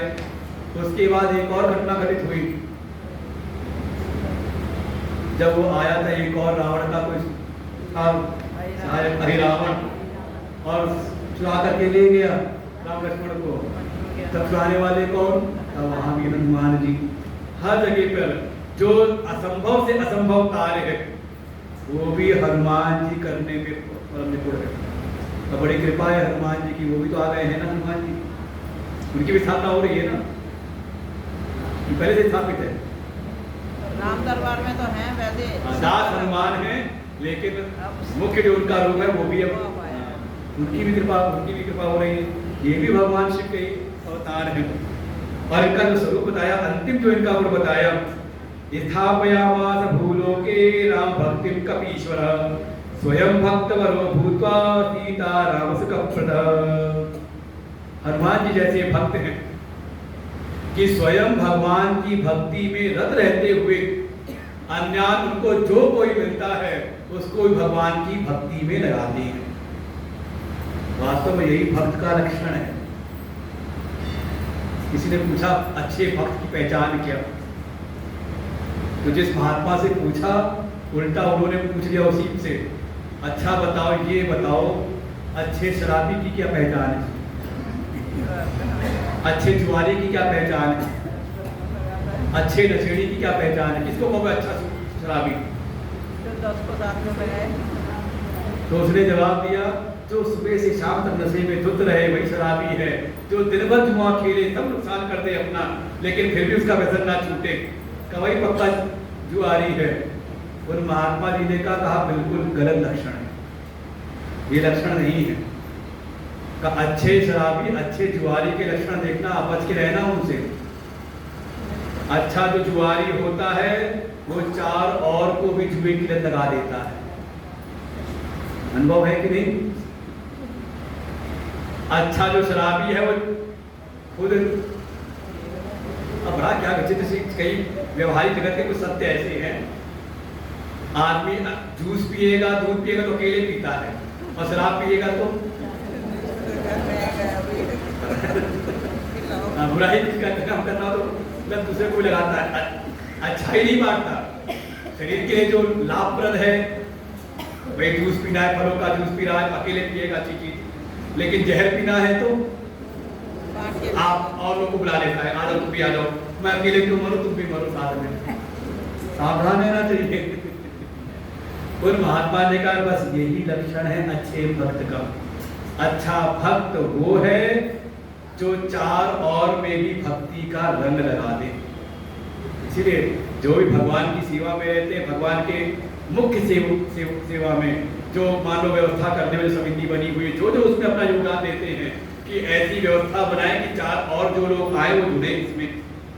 जिन्हें जो आयोजक मंडल होते हैं कथा के, मंदिर की व्यवस्था के समिति वाले होते हैं, वास्तव भगवान की कृपा के परम पात्र होते हैं, जो स्वयं तो लगे हैं भगवान की सेवा में और साथ ही चार और को भी जोड़ने का प्रयास करते हैं। यही है हनुमान जी का लक्षण भी। यही वर्णन किया, स्वयं भक्तवरो भूत्वा, स्वयं तो भगवान की भक्ति में लगे रहते हैं। भक्त श्रेष्ठ है, भक्तवर भक्तों में श्रेष्ठ है और समाज में, संसार में, जगत में और भगवान की भक्ति का प्रचार करते हैं। और यही कारण है कि सबके सब तो भगवान श्री राम साथ चले गए साकेत, हनुमान जी गए नहीं। कहा प्रभु मैं यहीं पर रह करके आपकी कथाओं का प्रचार, आपकी कथा सुनूंगा, जहां जहां कथा होगी वहां वहां मैं विराजमान रहूंगा, आपकी भक्ति का प्रचार करूंगा। ऐसे हनुमान जी हैं। और वास्तव में इनकी कोई महिमा गाए तो और इनकी हम सुने तो, इति ते कथम तात हनुमत चरितम वरम। कोई हनुमत चरित का अगर चिंतन करे, श्रवण करे, वाचन करे तो धन्यम शस्य आयुष्यम सर्वकाम फलप्रदम। हनुमत चरित के चिंतन का फल है उसका यश बढ़ता है, उसकी आयु बढ़ती है और उसकी समस्त कामनाएं फलीभूत होती हैं। क्योंकि वास्तव में हनुमान जी से बढ़कर के कोई, देखो हैं स्वयं भक्त लेकिन जगत में पूज्य होते हैं बिल्कुल भगवान के जैसे। ऐसे भगवान शिव के एक अवतार हुआ पिपलाद, जिन्होंने पीपल के ही फल को खा करके जीवन यापन किया। ये उन्हीं दधीची के पुत्र हैं जिन्होंने अपने अस्थियों का त्याग किया था। दधीची के यहाँ स्वयं भगवान शिव आए पिपलाद के रूप में, और भी बहुत सारे भगवान के समय ब्रह्मचारी रूप में आए थे पार्वती जी की परीक्षा लेने के लिए, वो भी उनका अवतार के रूप में वर्णन है। भगवान एक समय आए थे नट के रूप में हाथ मांगने पार्वती जी का, वो भी उनका नटेश्वर अवतार है। ऐसे ही असंख्य असंख्य जो अश्वत्थामा है वो भी भगवान के ही स्वरूप हैं। और तो और क्या कहा जाए, बहुत सारे ऐसे स्थान हुए जहां पर भगवान की विशेष शक्ति प्रकट हुई, विशेष स्वरूप प्रकट हुआ। तो जो स्वरूप प्रकट हुआ वो भी भगवान के अवतार हुए। और तो आप कह सकते हैं, और जहां पे उनकी शक्ति प्रकट हुई वही सब के सब हो गए शिवलिंग। जितने भी शिवलिंग कहीं पर भी हैं ये सब भगवान के ही स्वरूप हैं, उनके ही अवतार हैं। और आगे विस्तार से वर्णन किया उनके जो शिवलिंग हैं, क्योंकि सर्वप्रथम भगवान का वही ज्योतिर्मय पुंज प्रकट हुआ था शिवलिंग के रूप में। इसलिए जहां कहीं भी किसी भक्त ने प्रार्थना की, स्तुति की, भगवान की आराधना की और वहां भगवान की विशेष शक्ति प्रकट हुई, वो सबके सब भगवान के ही स्वरूप हुए। आगे वर्णन करते हैं भगवान के ज्योतिर्लिंगों का। कौन कौन से हैं? तो मुख्य 12 हैं। सौराष्ट्रे सोमनाथम च श्रीशैले मल्लिकार्जुनम उज्जैन्यां महाकालम ओंकारं ममलेश्वरं परल्यां वैद्यनाथं च डाकिन्यां भीमशंकरं सेतुवन्दे तु रामेशं नागेशं दारुकावने वाराणस्यां तु विश्वेशं त्र्यम्बकं गौतमीतटे हिमालये तु केदारं कुष्मले च शिवालये एतानि ज्योतिर्लिंगानि सायं प्रातः पठेत् नरः। इन 12 ज्योतिर्लिंगों, ऐसे तो असंख्य उनके शिवलिंग हैं, लेकिन इसमें जो प्रधान में भी प्रधान हैं वो है 12 ज्योतिर्लिंग। जो कोई इनकी कथा का श्रवण और श्रवण करके इनका नित्य स्मरण करे। अरे आप केवल ये जो स्तोत्र है 12 ज्योतिर्लिंगों के नाम, इसका स्मरण करते हुए आप अपने भगवान पे जल चढ़ाओ, आपको 12 ज्योतिर्लिंगों की सेवा का फल प्राप्त हो जाता है। तो कहाँ कहाँ किस किस प्रकार से भगवान के ज्योतिर्लिंग प्रकट हुए, तो हम लोग ये कथा कर सुनते हैं। आज यहीं पर ध्यान देते हैं। ओम नमः शिवाय, ओम नमः शिवाय, ओम नमः शिवाय, ओम नमः शिवाय, ओम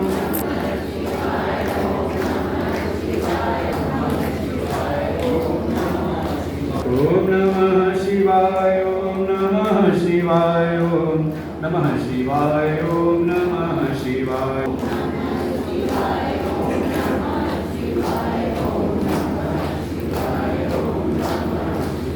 ओम नमः शिवाय, ओम नमः शिवाय, ओम नमः शिवाय, ओम